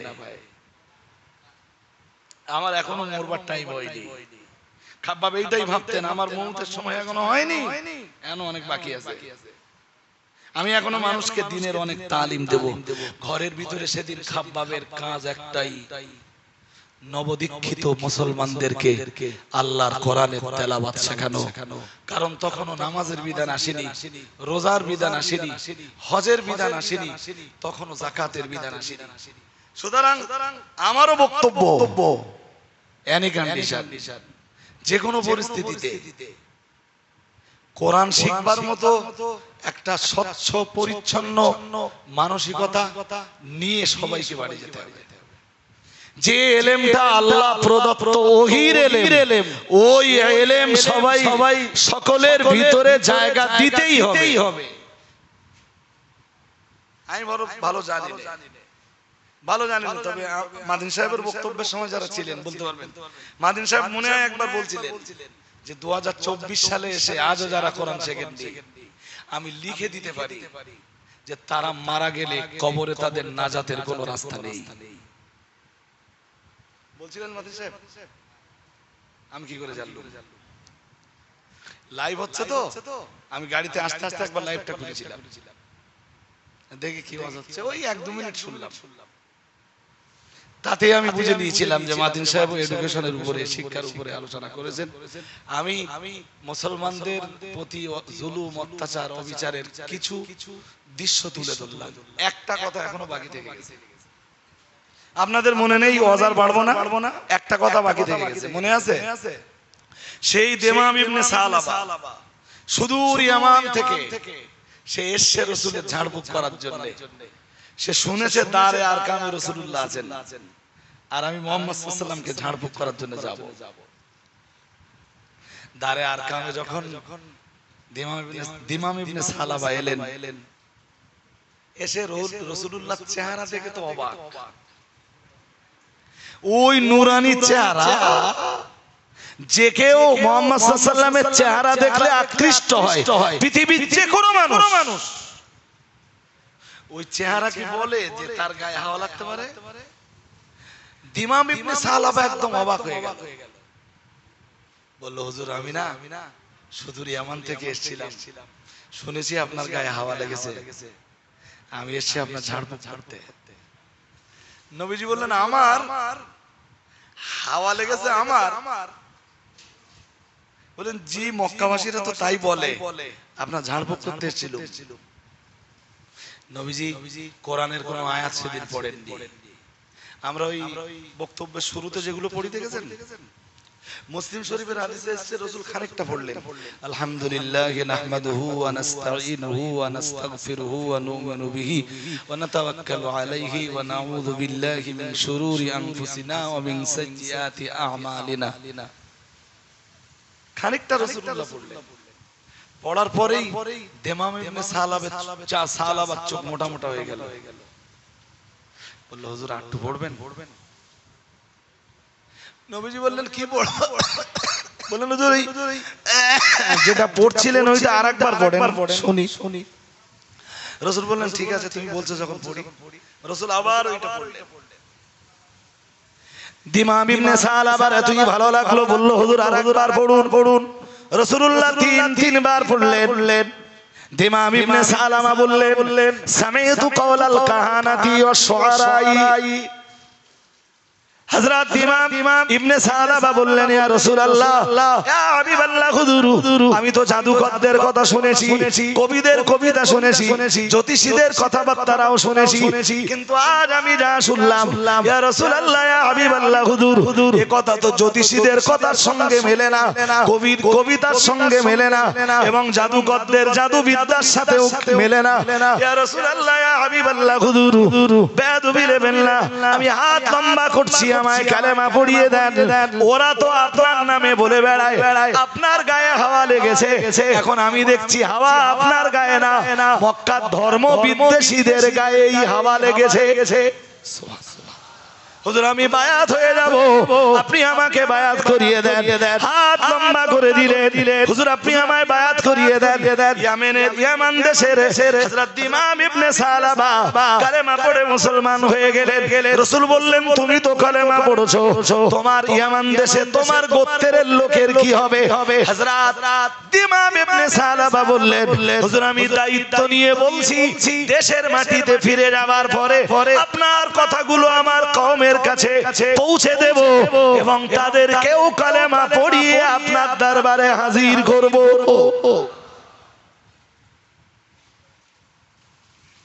শুধু রাসূলের কথা শুনে, রাসূল আজকে তো কোরআনের কোন অংশ তেলাওয়াত করেননি, ওইটুকু যা পড়েছেন, যেটুকু রাসূলুল্লাহ খুতবা দিয়েছেন ওইটুকু খুতবার ওইটুকু অংশেই দিমাম ইবনে সালাবা আকৃষ্ট হয়ে মুগ্ধ হয়ে কালেমা পড়ে মুসলমান হয়েছেন।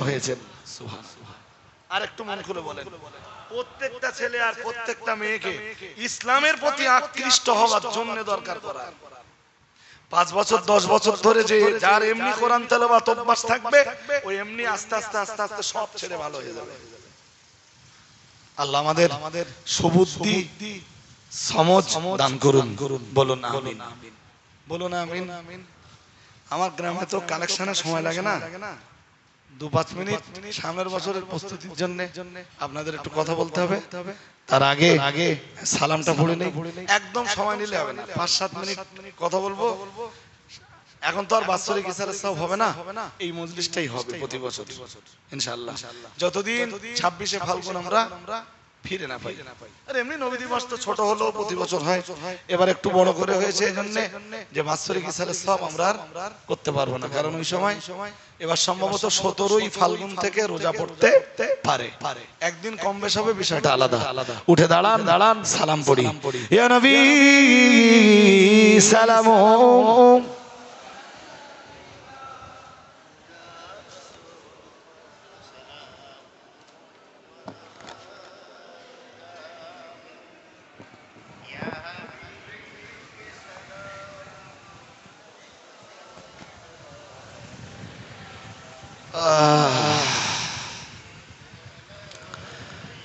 আমরা যে আপনার দিওয়ানা, আপনি যে মোদের ঠিকানা, কবে যাব আবার মদিনা, পাঠালাম সালামের নজরানা, ইয়া নবী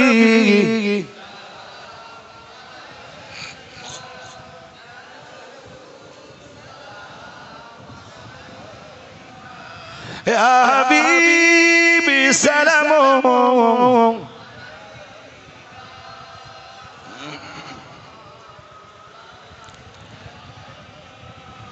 হাসরের কঠিন দিবসে কি আছে মোদের নসিবে ওই দিনের কঠিন সময়ে বলো না পাপী উম্মতে রে নবী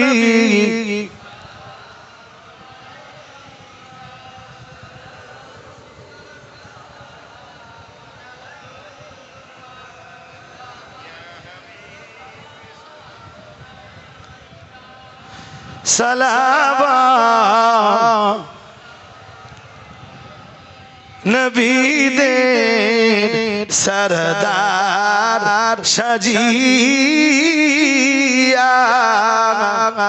আসিলে ধরায় নামিয়া শোনালে কোরআনের বাণী আমেনার নয়নের মনি ইয়া নবী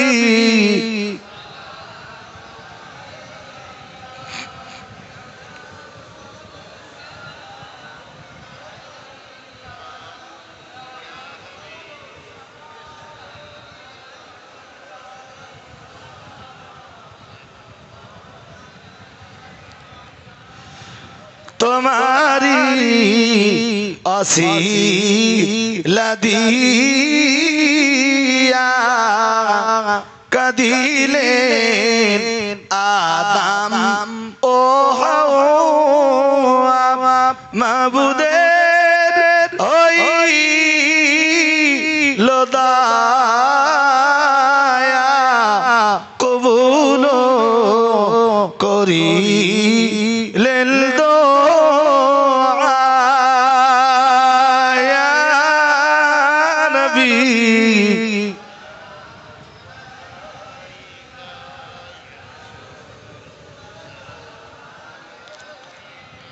يا حبيبي سلام سلام يا رب سلم وسلم دائما ابدا على نبيك خير الخلق اجر میرے درود سلام بر غزید نبی پر اپنے مدام